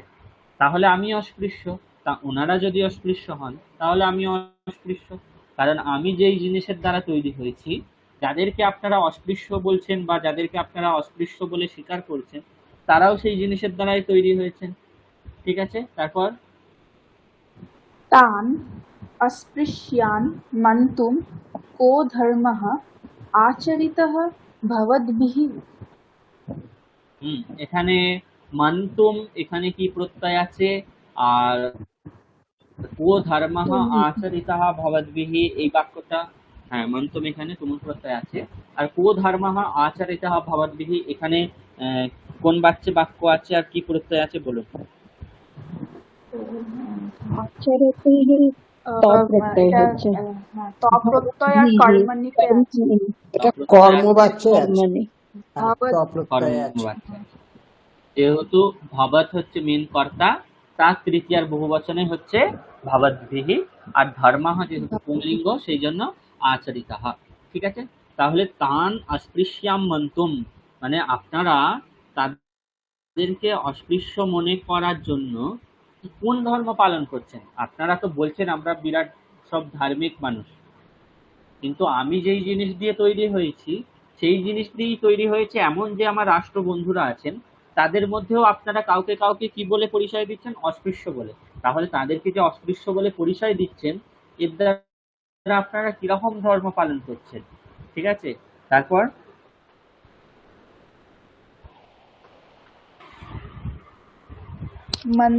मन्दिरस्य निर्माणं नाम स्तम्भाः, गोपुराणि, कलशाः, विग्रह इत्येतन्मात्रं न। তাহলে মন্দির মানে শুধুমাত্র স্তম্ভ, ঠিক আছে, গোপুর, কলস, বিগ্রহ এইসবই নয়। মন্দির বলতে আমরা সাধারণত কি বুঝি? বড় বড় স্তম্ভ হবে, পাথর কেটে ভালো ভালো সব নানান ডিজাইন হবে, ঠিক আছে, তারপর মন্দিরে বিগ্রহ থাকবে, ঠিক আছে, কলস থাকবে, এইসবই আমরা ভাবি। তারপর হচ্ছে গোপুরা মানে হচ্ছে সাধারণত গোপুরা মানে হচ্ছে একটা কোনো কিছু, পুরা মানে হচ্ছে শহর, সেই শহরের দ্বার বা দরজাকে বলা হয় পুরদ্বার বা গোপুরা। ঠিক আছে, আর কিন্তু মন্দিরটা শহর নয়, তাহলে মন্দিরের যে মেন দরজা সেটা কি গোপুরা বলা হয়। ঠিক আছে, তাহলে গোপুর বলতে এখানে বলা হচ্ছে যে মন্দিরের দরজা। আমরা সাধারণত কি বলি যে মন্দির মানে হচ্ছে বড় বড় স্তম্ভ হবে, কিছু ভালো ভালো দরজা থাকবে, মানে মন্দিরে ঢোকার প্রবেশ দ্বার থাকবে, ঠিক আছে, তারপর বিগ্রহ থাকবে, আর কিছু কলস থাকবে, ইত্যাদি হলেই আমরা মন্দির হয় এরকম ভাবি। কিন্তু আসলে কি তাই? আসলে তা নয়। তারপর কি বলছেন দেখুন, বস্তুতস্তু वस्तुतस्तु मन्दिरस्थः प्रत्येकं पाषाणः नाम समूहनिर्धारः। সমূহ নির্ধারः, কিন্তু আসলে তা নয়। মন্দিরের এক একটা পাষাণः মানে হচ্ছে পাথর, এক একটা পাথর হচ্ছে সমূহের নির্ধার, সমূহের প্রতীক, সমূহের মানে কি বলবো, প্রকাশক। সমূহর যে ব্যাপারটা আছে সেটা প্রকাশক। কারণ কি, মন্দিরে পাথর যদি নিজের নিজের অহংকারে থাকে তাহলে কখনোই একটা মন্দির গড়ে উঠবে না।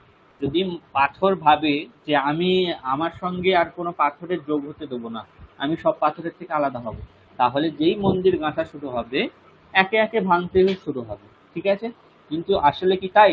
আমরা মন্দিরের পাথরকে দেখে কি শিক্ষা পাই?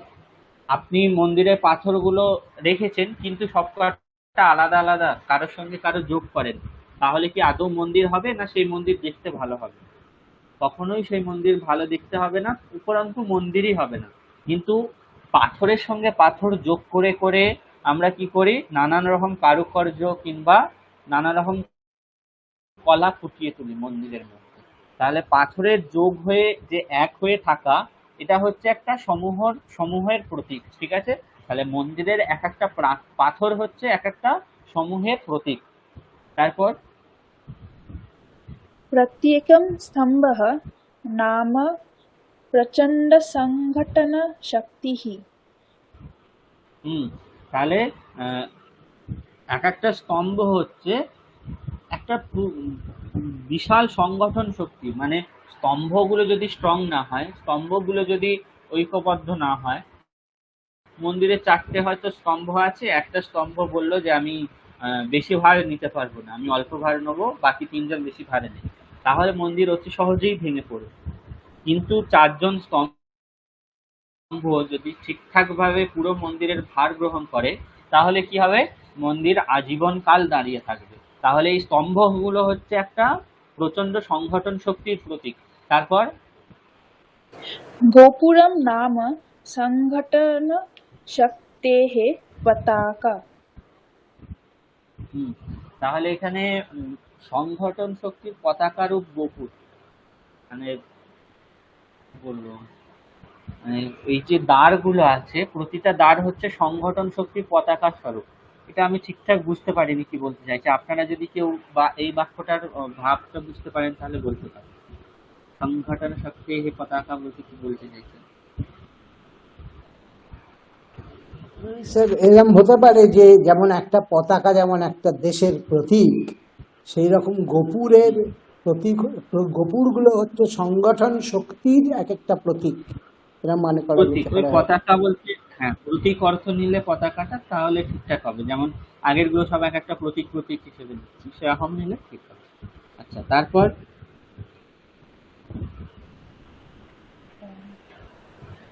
मन्दिरनिर्माणे एते अंशाः मनसि आचरणे च भवेयुः। হ্যাঁ, তাহলে মন্দিরের নির্মাণের জন্য এই যে অংশগুলো আমরা পালন করি, এই যে জিনিসগুলো আমরা দেখলাম বা শুনলাম, এই সমস্ত জিনিসগুলো আমাদের যেন মনে আর আচরণে সবসময় থাকে। ঠিক আছে? তাহলে আমাদের মন আর আচরণে সবসময় কি ফুটিয়ে তুলতে হবে? ঐক্যবদ্ধতা ফুটিয়ে তুলতে হবে। আমরা এক হয়ে থাকবো। ঠিক আছে? কিছু না হলে নিজের সংসারের মধ্যে অন্তত ঐক্যবদ্ধতা বজায় রাখা উচিত। কারণ তাহলে যতগুলো সংসার আছে সবার যদি সংসারের মধ্যে অন্তত ঐক্যবদ্ধতা থাকে, তাহলে কিছুটা হলেও আমরা এগোবো। কিন্তু এখন নিজেদের সংসারের মধ্যেই নানান অশান্তি। ঠিক আছে? এখানেও ভগবান রাম একটা প্রশ্ন তুলছে। তারপর স্যার सर्वा স্যার একটা প্রশ্ন আছে, এই ভবেয়ুহু এটা একটু বুঝিয়ে দেবেন? ভবেয়ুহু হচ্ছে ভূ ধাতুর বিধিলিং লকার, প্রথম পুরুষের বহুবচন। আচ্ছা, ঠিক আছে? লকার তো আপনাদের এখনো পড়ানো হয়নি, আমি পড়াবো আস্তে আস্তে। ঠিক আছে? তো আপাতত এইটুকু জেনে রাখুন যে বিধিলিং বলে একটা লকার হয়, সেই লকারে প্রথম পুরুষের বহুবচন। তারপর सर्वान् भेदभावन भेदभावन निखाते पुर ভেদ ভাবন भेद নয়। भावान् भावान् ভেদ ভাবা भेदभावान् निखाते पुरयत। নিখাতে পুরায়ত। ঠিক আছে? অর্থাৎ এই যে সমস্ত ভেদভাবগুলো আছে, এগুলো সমস্ত মাটির তলায় ঢাকা দিন বা এগুলোকে লুকিয়ে ফেলুন। এইসব করে কিছু আমাদের উন্নতি কখনোই সম্ভব নয় ভেদভাবের দ্বারা।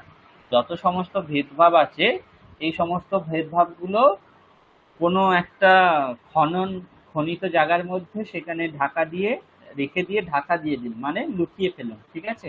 ভেদভাব যত সমস্ত কিছু আছে এগুলোকে সমস্তকে ত্যাগ করুন বা লুকিয়ে ফেলুন। সমূহ শক্তেহে আরাধনম কুরুতা, সমূহ শক্তির আরাধনা করুন।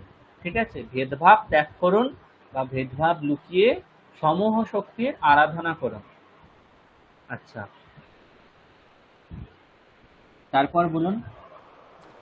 मादृशः कश्चन यदि रामः भवितुम् अर्हति तर्हि भवन्तः किमर्थं भवितुं नार्हन्ति। তাহলে রাম এখানে সব থেকে বড় একটা প্রশ্ন তুলছেন যে আমার মতো মানব দেহধারী একজন সাধারণ মানুষ যদি রাম হতে পারে, তাহলে আপনারা কেন পারবেন না? আপনারাও অবশ্যই রাম হতে পারবেন। কিন্তু আমি যেই ধর্মগুলো পালন করেছি, এর আগে যেই কটা জিনিস আমি বললাম, সত্য পালন করতে হবে, ঠিক আছে, বিবাহ জীবনে দুজন মিলে ধর্ম আচরণ করতে হবে, সৌহার্দ্য ভাব বজায় রাখতে হবে, সমাজের মধ্যে সমূহ শক্তির আধারকে গড়ে তুলতে হবে, এই সমস্ত আপনারাও করুন, তাহলে আপনারাও রাম হবেন। আমি যেহেতু রাম হয়েছি, আপনারাও রাম হতে পারবেন। তারপর सर्वासु परिस्थितिषु यदि अहं कर्तुं शक्तवान् तर्हि भवन्तः अपि शक्नुयुः एव ननु। শক্তুয়ুহ নয়, এটা শক্নুয়ুহ, এটাও হচ্ছে শক ধাতু। শক ধাতুর অর্থ হচ্ছে পারা। শক্নোমি বা শক্নোতি আমরা প্রয়োগ করি না, ওখানে শক ধাতু আছে। শক ধাতুর বিধিলিঙ্গ আকারের প্রথম পুরুষের বহুবচন শক্নুয়ুহ। তো কি বলছেন, সর্বাসু পরিস্থিতিষু यदि अहम कर्तुम शक्तवान, আমি যদি সমস্ত পরিস্থিতিতে সমস্ত কিছু বজায় রেখে ধর্ম আচরণ করতে পারি বা ধর্ম পরিপালন করতে পারি, তাহলে আপনারাও তো অবশ্যই পারবেন। আমি যদি পারি তাহলে আপনারাও অবশ্যই পারবেন।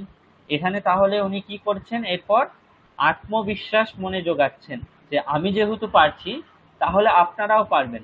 আমার মতো সাধারণ মানুষ যেহেতু রাম হয়েছেন, আপনারাও রাম হতে পারবেন, এটার দ্বারা আত্মবিশ্বাস যোগাচ্ছেন। আচ্ছা, তারপর মণি ম্যাডাম এবার একটু করুন। হ্যাঁ স্যার, স্যার উপরে বেশি চলে, হ্যাঁ। মন্দিরেষু পুষ্পैः धूपदीपैः प्रसादैः वा अर्चनाम् अवश्यं कुर्वन्तु भवन्तः। আপনারা মন্দিরে ফুলের দ্বারা, ধূপ দীপ প্রসাদের দ্বারা অবশ্যই অর্চনা করুন, সেটা কোনো পাপ নয়। কিন্তু তারপর सा परम्परा अवश्यं पालनीया। আমাদের পরম্পরা যেহেতু এটা আছে যে মন্দিরের মধ্যে ধূপ দান প্রসাদ তারপর পুষ্প ইত্যাদির দ্বারা অর্চনা করতে হবে, সেই পরম্পরা আমাদের অবশ্যই পালন করা উচিত। এমন নয় যে সেটা কোনো কিছু খারাপ জিনিস, ওটাও আমাদের পরম্পরা, ওটাকেও আমাদের রক্ষা করতে হবে। किन्तु कर्तव्यधर्मत्वेन पूजा करणीया चेत् समाजधर्मः, राष्ट्रधर्मः, पारिवारिकधर्मः, निसर्गधर्मः इत्येवं सर्वान् धर्मान् अवगच्छन्तु।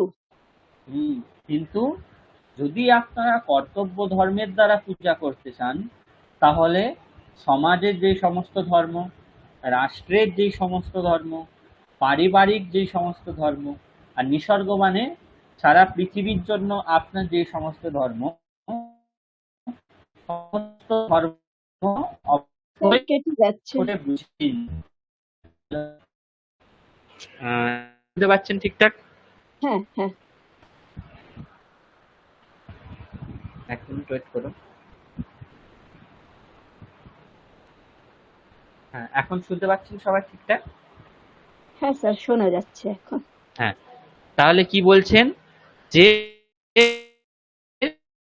স্যার আমার ডিস্টার্ব কি হচ্ছে। আপনারা কর্তব্য, আচ্ছা একটু ওয়েট করুন তাহলে।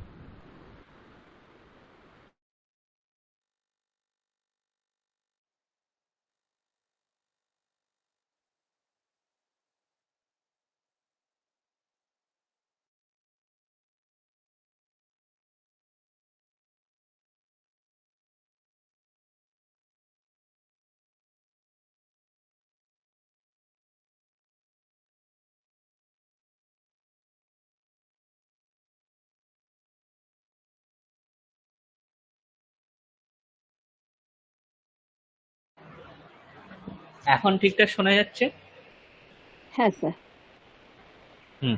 তাহলে কি বলা হচ্ছে যে মন্দিরে গিয়ে ফুল ধূপ দীপ প্রসাদ ইত্যাদির দ্বারা পুজো অবশ্যই করুন, কারণ সেটা হচ্ছে আমাদের একটা পরম্পরা, আর পরম্পরাকে অবশ্যই রক্ষা করা উচিত।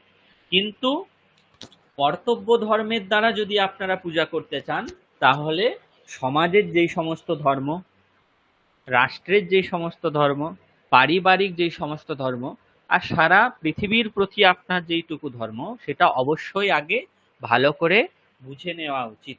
অবগচ্ছন্তু মানে বুঝে নিন, ভালো করে বুঝে নিন। আপনার এই সমস্ত যে ধর্মগুলো আছে এই সমস্ত ধর্মগুলোকে বুঝে নিন। তারপর স্যার নিসর্গ ধর্ম तं কি? च নিসর্গ মানে হচ্ছে এক তো রাজ সমাজ ধর্ম, মানে সমাজের প্রতি আমাদের যেই সমস্ত ধর্ম। রাষ্ট্র মানে হচ্ছে দেশের প্রতি আমাদের যেই সমস্ত ধর্ম। পারিবারিক মানে হচ্ছে নিজের পরিবারের প্রতি ধর্ম। আর নিসর্গ মানে হচ্ছে শুধুমাত্র দেশ নয়, সমস্ত দেশের ক্ষেত্রেও কিছু কিছু ধর্ম থাকে। যেমন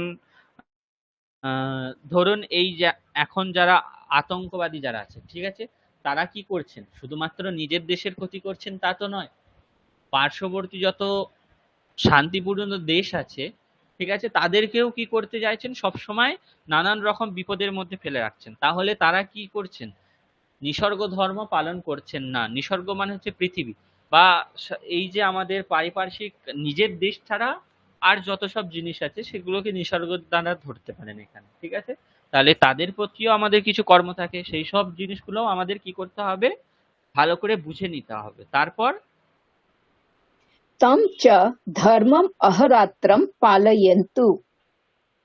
পালয়ন্তু, সেই ধর্মকে, অহরাত্রম মানে হচ্ছে দিবারাত্র বা রাত দিন পালন করুন। শুধুমাত্র বুঝে নিলে হবে না, সেই ধর্মকে কি করতে হবে? পালন করতে হবে।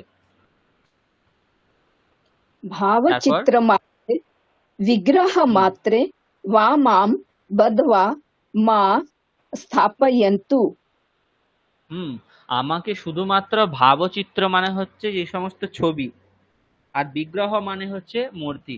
শুধুমাত্র বিগ্রহ কিংবা ছবির মধ্যেই আমাকে বেঁধে রেখো না, বাঁধবা বা আটকে রেখো না। আমাকে ছবি আর বিগ্রহের মধ্যে কখনোই আটকে রেখো না। তাহলে কি করতে হবে?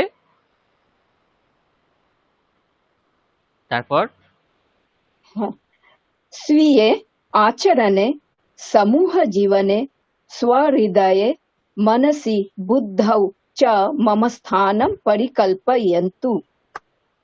হুম নিজের আচরণে, সামূহিক যে জীবন, সেই জীবনের মধ্যে, নিজের হৃদয়ের মধ্যে, মনের মধ্যে, বুদ্ধির মধ্যে, সব জায়গায় আমার জন্য কি করুন? স্থানের পরিকল্পনা করুন। তারপর रामो विग्रहवान् धर्मः इति भवद्भिः इति उद्देश्यते स विग्रहः हृदये উদ্দেশ্যতে নয়, উদ্দেশ্যতে নয়, उद् উদ্ঘোষ্যতে। अच्छा एक मिनट উদ্ঘোষ उद्घोष्यते হুম उद्घोष्यते स হুম विग्रहः हृदये स्थाप्यताम्। হুম আপনারা বলেন তো যে রাম হলো বিগ্রহবান ধর্ম। তাহলে আমি যদি যদি আমি ধর্মের বিগ্রহ হই, তাহলে সেই যে বিগ্রহ, সেই বিগ্রহটা আপনারা নিজেদের হৃদয়ে স্থাপন করুন। আমি যেই যেই ধর্ম পালন করেছি, সেই সেই ধর্মর দ্বারা যে আমার শরীরটা গঠন হয়েছে বা আমার বিগ্রহটা গঠন হয়েছে, সেই বিগ্রহটা নিজেদের হৃদয়ে স্থাপন করুন। মানে আমি যেই যেই ধর্ম পালন করেছি, সেই সেই ধর্ম আপনারাও পালন করুন। তারপর रामस्मि सर्वसहे इति यद्यपि सत्यं तथापि समाप्तसहनः सन् अहं काश्चन प्रश्नान् भवतां पुरस्तात् उपस्थापितवान्। হুম, রামস্মি সর্বম সাহে, আমি যেহেতু রাম সবকিছু সহ্য করে নেব। ইতি যদ্যপি সত্যম, এটা যদিও সত্য। তথাপি তাও, সমাপ্ত সহনঃ মানে আমার সহ্য শেষ হয়ে গিয়েছে।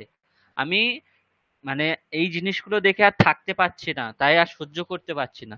সেই জন্য আমি কিছু প্রশ্ন আপনাদের সামনে উপস্থাপন করলাম বা তুলে ধরলাম। উপস্থাপিতবান, এখানে তবতু প্রত্যয় আছে, অহম যেহেতু পুংলিঙ্গ সেই জন্য উপস্থাপিতবান। আর প্রশ্নান হচ্ছে দ্বিতীয়ার বহুবচন কর্মকারক, ঠিক আছে। তার বিশেষণ হচ্ছে কাংশ্চন। কাংশ্চন প্রশ্নান মানে কিছু প্রশ্ন আপনাদের সামনে তুলে ধরলাম। যদিও আমি কি বলেছি যে রামোস্মি, আমি রাম, আমি সবকিছু সহ্য করে নেব, কিন্তু সমাপ্ত সহনঃ মানে আমার সহ্য শক্তি শেষ, আমার সহ্য শক্তির সীমা উল্লঙ্ঘিত হয়ে পড়েছে। সেই জন্য আমি আপনাদের সামনে কিছু প্রশ্ন তুলে ধরলাম। তারপর স্যার এখানে সন কিসের জন্য এসছে বা এইরকম ওই যে শব্দটা? আগেরটাই বললাম, যে সৎ হচ্ছে মেন শব্দ, অস ধাতু থেকে সত্যি প্রত্যয় করে সৎ মেন হ্যাঁ। শব্দ হয়, তার প্রথম আর এক বচনে হচ্ছে ও সন হয়। আচ্ছা। যেহেতু এখানে আহম হচ্ছে প্রথম আর এক বচনে আছে, সেই জন্য সন আছে। আচ্ছা আচ্ছা, ঠিক আছে। ভবন্তঃ সূক্ষ্মং চিন্তয়েয়ুঃ চেত ঈদৃশাः ইতরে ইতরে বহবः প্রশ্নাः ভবন্তাং মনস্সু अपि स्वयं ভবন্তাম নয়, ভবন্তাম भवतां নয়, কি আছে? भवतां হ্যাঁ, भवतां ভবতাম। मनस्सु अपि स्वयं उद्भवयुः। হ্যাঁ, এখানে বিধিলিঙ্গ লকারের প্রচুর প্রয়োগ আছে। চিন্তা ইউহু, তারপর হচ্ছে উদ্ভবে ইউহু। उद्भवयुः। ঠিক আছে? তাহলে কি, আর ইতারে মানে হচ্ছে অন্যে বা অন্য, ইতরা মানে হচ্ছে অন্য। তাহলে কি বলা হচ্ছে, ভবন্তঃ সূক্ষ্মম চিন্তায়েয়ুঃ চেত, আপনারা যদি সূক্ষ্মভাবে চিন্তা করেন, তাহলে ঈদৃশাঃ ইতরে বহবঃ প্রশ্নাঃ, এইরকম অন্য অনেক প্রশ্ন, ভবতাম মনস্সু আপি, আপনাদের মনের মধ্যেও, স্বয়ং উদ্ভবেয়ুঃ, নিজে থেকেই উঠে আসবে। তারপর স্যার মনস্সু কি সপ্তমী? মনস্সু কি হ্যাঁ হ্যাঁ, মনস শব্দের সপ্তমীর বহুবচন বহুবচন? মনস্সু। হ্যাঁ, ঠিক আছে। तेषाम् उत्तराणि अपि भवन्तः एव प्राप्तयुः इति मे প্রাপ্ত विश्वासः। ইউহু নয়, প্রাপ্নুয়ুহু। प्राप्तयुः। প্রাপ উহুম, প্রাপ্নুয়ুহু। প্রাপ ওটা না।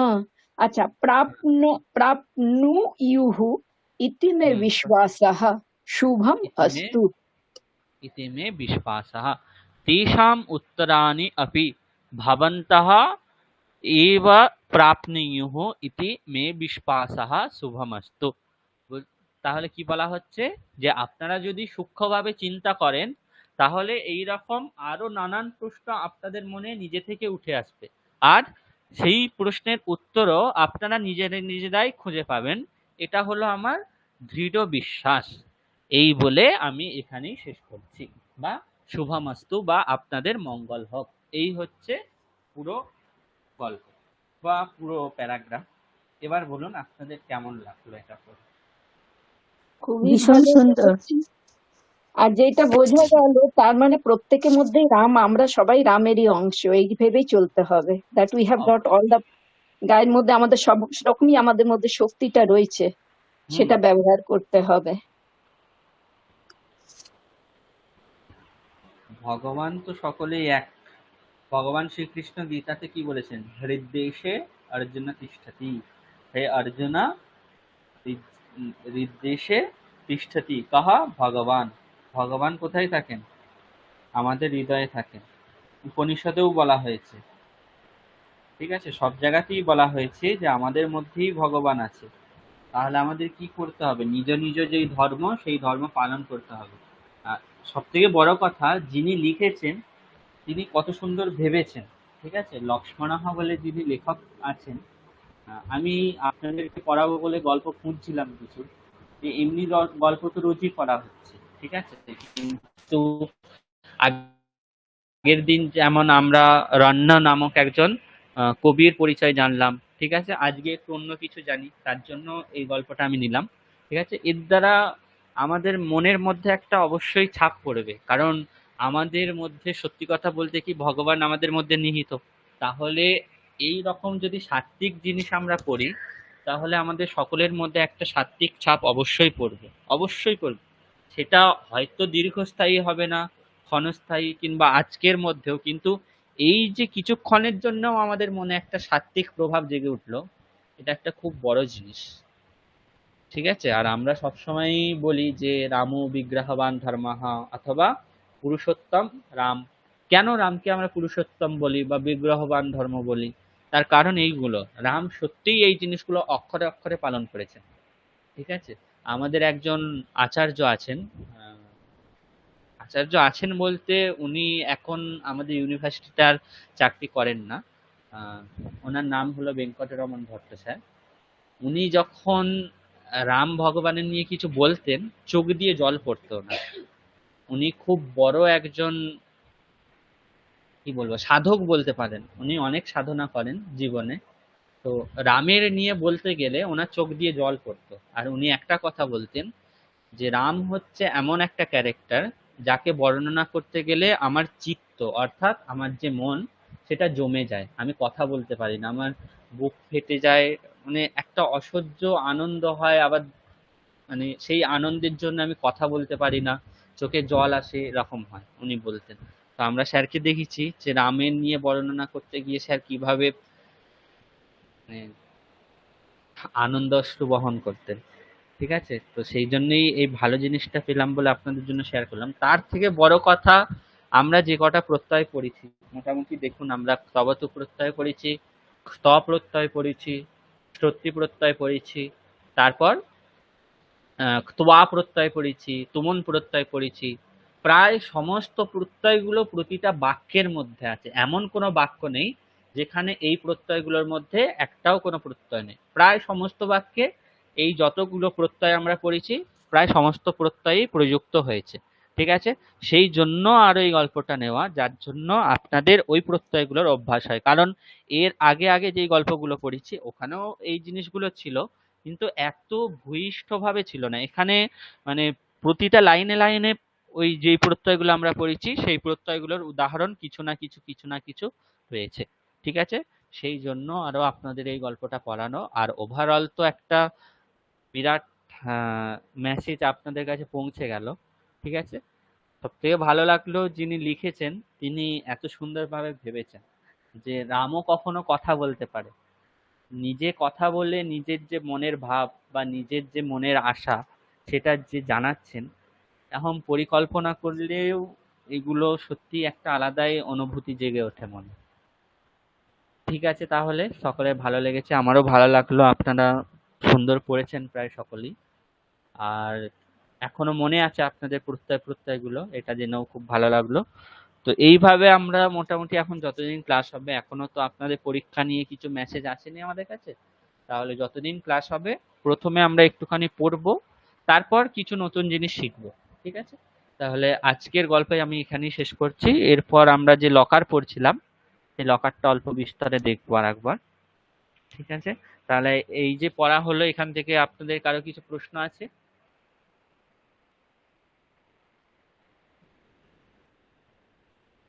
না স্যার, প্রশ্ন নেই, একটা রিকোয়েস্ট আছে, এটাকে যদি আমাদের স্কুলে দিয়ে দেন, এটা আমরা নিজেরা আলাদা করব। আপনার কথাগুলো ইকো হচ্ছে, বুঝে আসছে।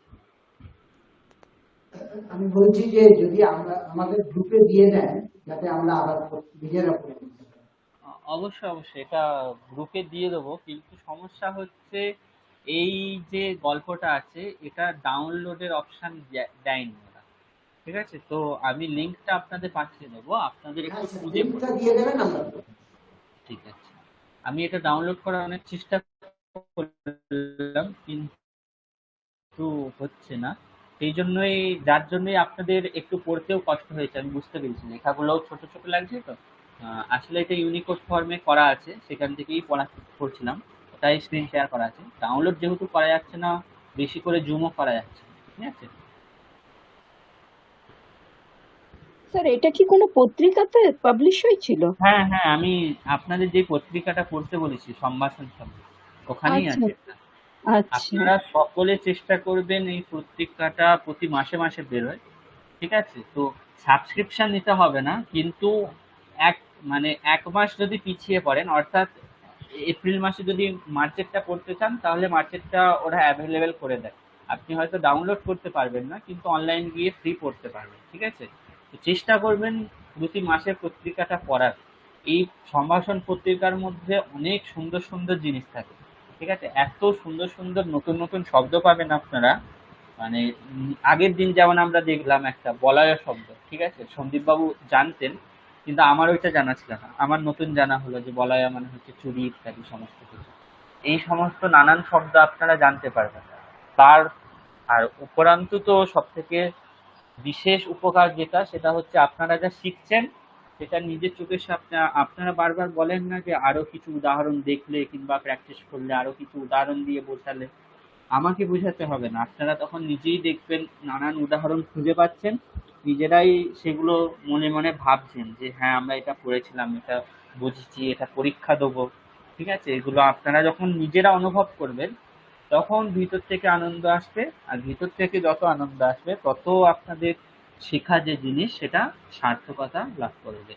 ঠিক আছে, তার জন্য আমি আপনাদের আগেও যতগুলো ব্যাচ পড়িয়েছি কিংবা আপনাদেরকে পড়াচ্ছি, এরপর যাদের পড়াবো সবাইকেই বলবো শুধুমাত্র শুনে কিংবা কিছু স্টাডি ম্যাটেরিয়াল পড়ে কখনোই সংস্কৃত ভাষা শেখা যাবে না। অবশ্যই কিছু পত্রিকা ইত্যাদি পড়তে হবে, না হলে বুঝতে পারবেন না যে কিভাবে আসলে বাক্যগুলোর প্রয়োগ হয় ইত্যাদি। ঠিক আছে, তো আপনারা নিজেরাই দেখবেন যে এর আগের দুদিন কিংবা আজকে আমরা যে পড়লাম আপনাদের সামনে কত রকম উদাহরণ এলো, নানান রকম নতুন নতুন উদাহরণ। ঠিক আছে, নানান নতুন শব্দ জানা হলো, আপনাদের মানস শব্দ ইত্যাদি সমস্ত শব্দ জানা হলো, কিছু ধাতু রূপ জানা হলো। ঠিক আছে, এগুলো যত আপনারা নতুন নতুন করে পড়বেন, জানবেন, শিখবেন, তত আপনাদের নিজেদের জ্ঞান বাড়বে। তার থেকে বড় কথা, শিখতেও মজা লাগে। ঠিক আছে, তাহলে গল্পটা আমি এখানেই শেষ করছি। গল্প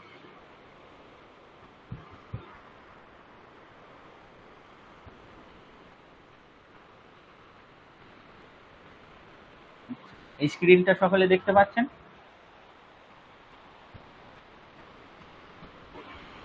হ্যাঁ স্যার। তাহলে আমরা কত দূর গিয়েছিলাম?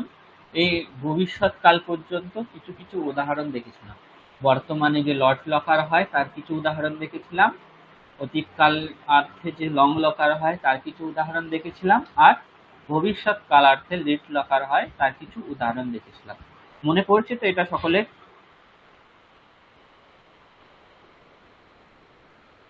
হ্যালো? হ্যাঁ স্যার।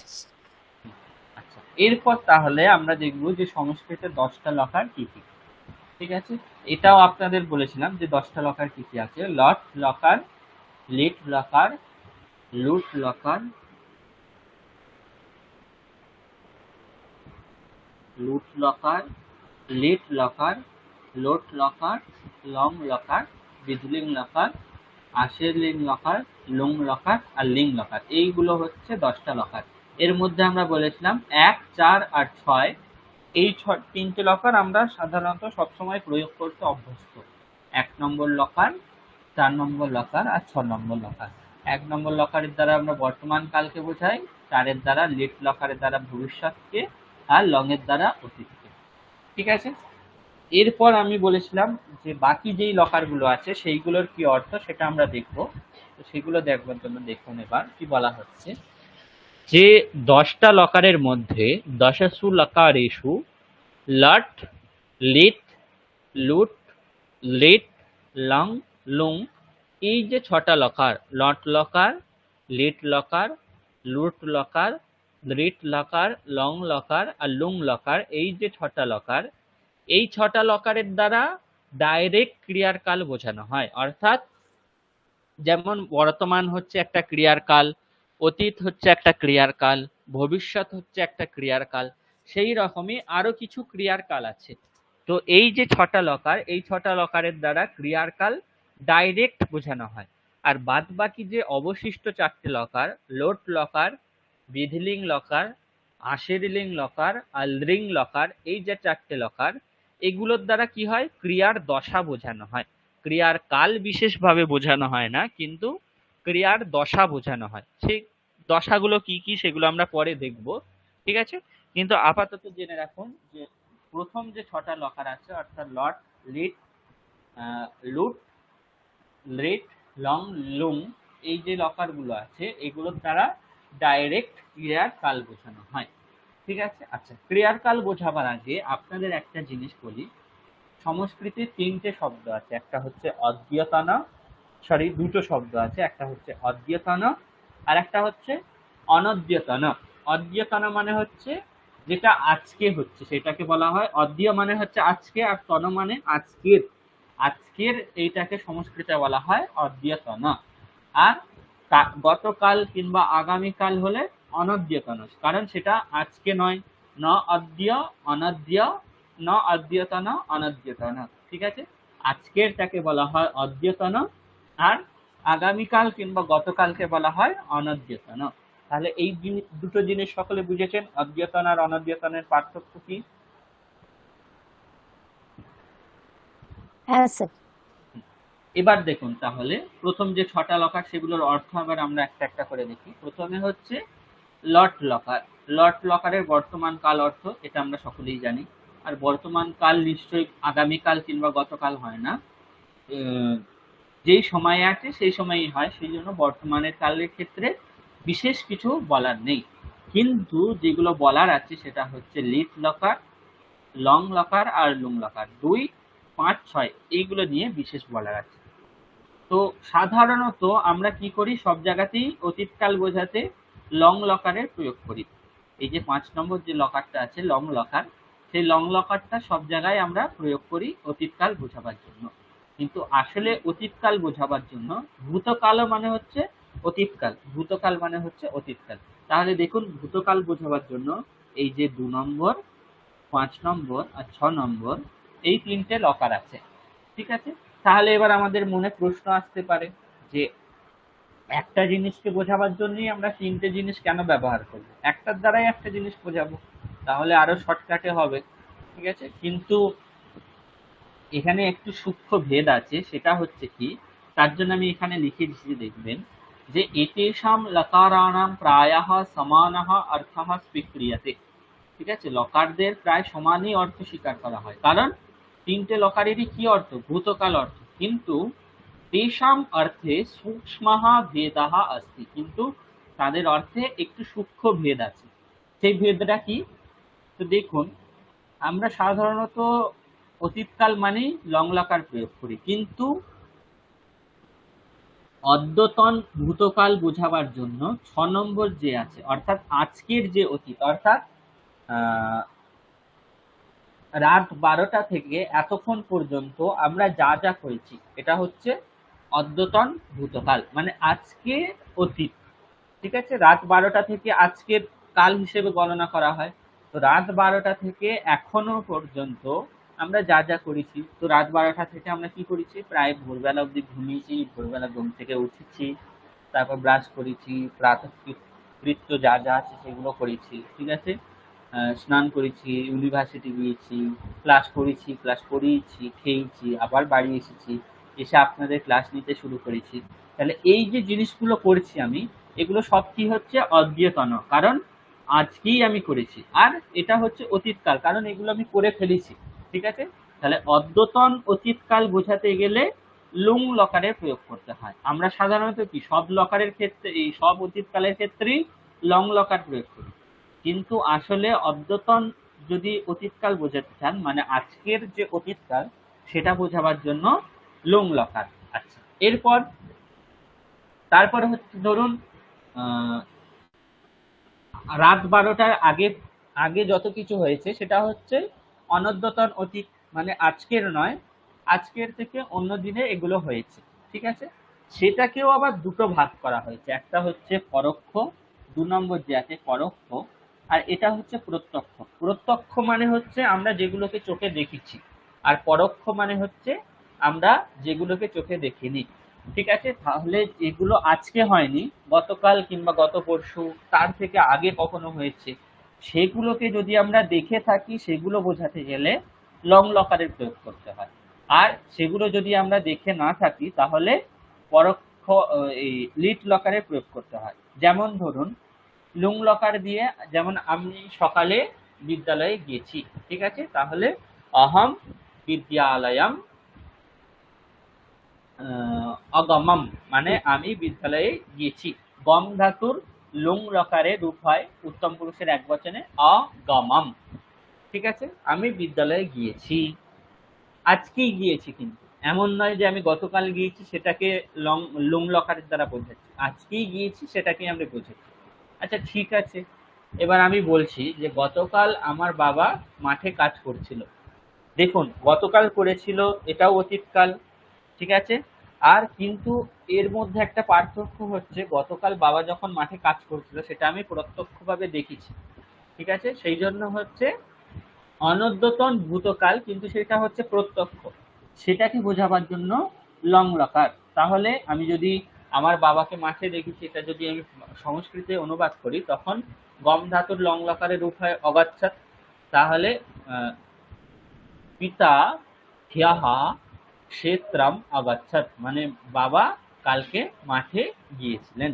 তাহলে পিতা হ্যः ক্ষেত্রম অগচ্ছৎ, আজকে যায়নি, গতকাল গিয়েছেন এবং সেটাকে আমরা দেখেছি, সেই জন্য অগচ্ছৎ এখানে লং লকারে প্রয়োগ করলাম।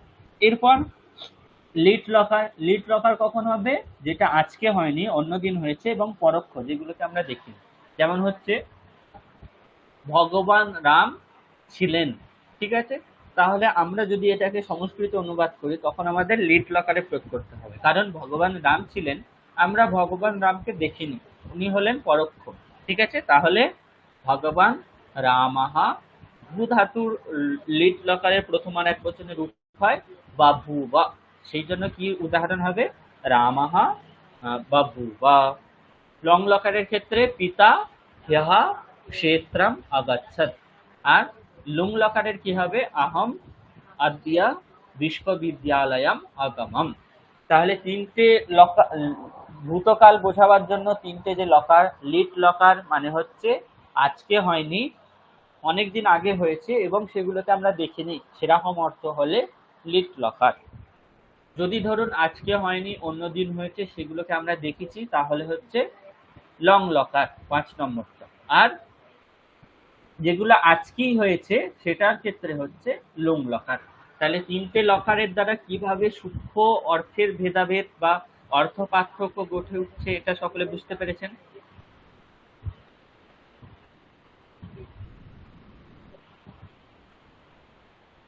হ্যালো, হ্যাঁ। এরপর আমরা উদাহরণ যত দেখবো তত স্পষ্ট হবে, কিন্তু এখন আপাতত একটু দেখি। তারপর হচ্ছে লিট লকার আর লং লকার, তারপর হচ্ছে লিট লকার আর লং লকার, সরি লিট লকার আর লুট লকার, এই দুটো লকার বাকি আছে। এবারও দেখুন ভবিষ্যতেরও কি হয়, একটা হচ্ছে আজকের ভবিষ্যৎ, অর্থাৎ আজ রাত 12টা পর্যন্ত আমরা যা যা করবো সেটা হচ্ছে আজকে আমরা ভবিষ্যৎ বলতে পারবো। আর আগামী কাল থেকে শুরু করে এখন যতদিন পর্যন্ত আমরা বেঁচে থাকবো সেটা হচ্ছে অনদ্যতন ভবিষ্যৎ, কারণ সেটা আজকের ভবিষ্যৎ নয়, অন্য দিনের ভবিষ্যৎ, ঠিক আছে? আগামী দিনগুলির ভবিষ্যৎ, সেটা হচ্ছে অনদ্যতন ভবিষ্যৎ। আর অদ্যতন ভবিষ্যৎ হচ্ছে আজকে যেটা আমরা রাত 12টা পর্যন্ত করবো, অর্থাৎ এখন ক্লাস শেষ করব, ক্লাস শেষ করার পর রাতের খাবার খাবো, তারপর নিজের যা যা কাজ আছে সেই কাজ আমরা করব, করার পর রাত্রে ঘুমাবো, ঠিক আছে? তাহলে এই জিনিসগুলো আমরা যখন বলবো তখন আমরা কি করব? অদ্যতন ভবিষ্যৎকাল বোঝাবার জন্য লিট লকারে প্রয়োগ করা হয়, অর্থাৎ আমরা যেই লিট লকারে সব জায়গায় প্রয়োগ করি সেই লিট লকার সাধারণত শুধুমাত্র আজকে রাত 12টা পর্যন্ত যা যা করব সেগুলো বোঝাবার জন্য প্রয়োগ করা উচিত। আর আগামীকাল থেকে যা যা করব সেগুলো বোঝাবার জন্য আমাদের কি করা উচিত? লুট লকারে প্রয়োগ করা উচিত, ঠিক আছে? তাহলে ধরুন আমি আজকে ভাত খাবো, ঠিক আছে? তাহলে আহম আদ্য অন্নম খাদিষ্যামি, কারণ আজকেই খাবো আমি, আগামীকাল খাচ্ছি না, ঠিক আছে? কিন্তু যখন আমি বলবো যে আগামীকাল আমি ভাত খাবো, ঠিক আছে, কিংবা আগামীকাল রাম ভাত খাবে, তখন কি হবে? স্বাহা রামः অন্নম খাদিতা, খাদ ধাতুর লুট লকারের প্রথম পুরুষের এক বচনের রূপ হয় খাদিতা, খাদিতা, খাদিতারও, খাদিতারহ, এরকম রূপ হয়, ঠিক আছে? তাহলে খাদ ধাতুর লুট লকারের প্রথম পুরুষের এক বচনে হয় খাদিতা। তাহলে রাম কাল ভাত খাবে, এই রকম যদি আমরা বলি, মানে আগামীকাল ভাত খাবে, তাহলে রামः স্বাহা অন্নম খাদিতা। আর যদি আমি আজকে ভাত খাবো বলি তাহলে যদি রাম আজকে ভাত খাবে বলি তাহলে রামः অদ্য অন্নম খাদিষ্যতি। আগামীকাল খাবে বললে রামः স্বাহা অন্নম খাদিতা, ঠিক আছে? তাহলে অতীতকাল আর ভবিষ্যৎকালের মধ্যেও দু রকম ভাগ করা হলো, প্রথমত হচ্ছে অদ্যতন আর একটা হচ্ছে অনদ্যতন, ঠিক আছে? আজকে যেটা হচ্ছে সেই অতীতের জন্য হচ্ছে লুং লকার, আর আজকে যেই করব ভবিষ্যতের জন্য হচ্ছে লিট লকার। আজকে ছাড়া যেই অতীতকাল হয়েছে সেগুলো যদি পরোক্ষ হয়, অর্থাৎ সেগুলো আমরা যদি না দেখে থাকি তাহলে লিট লকার, আর যদি দেখে থাকি তাহলে হচ্ছে লং লকার। আর আগামী কাল থেকে যে সমস্ত ভবিষ্যৎকাল আছে সেগুলোর জন্য হচ্ছে লুট লকার। ঠিক আছে, তাহলে এই 6টা লকারের অর্থ আপনারা সকলে বুঝেছেন।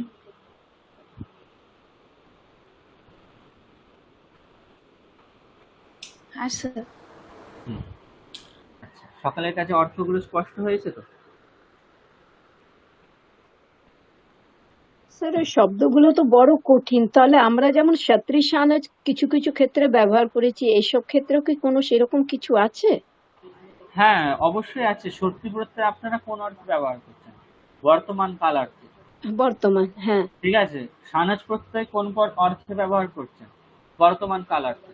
তবত প্রত্যয় প্রত্যয় করছেন লিট লকার, লং লকার আর লুং লকার, 3টে লকারের ক্ষেত্রে।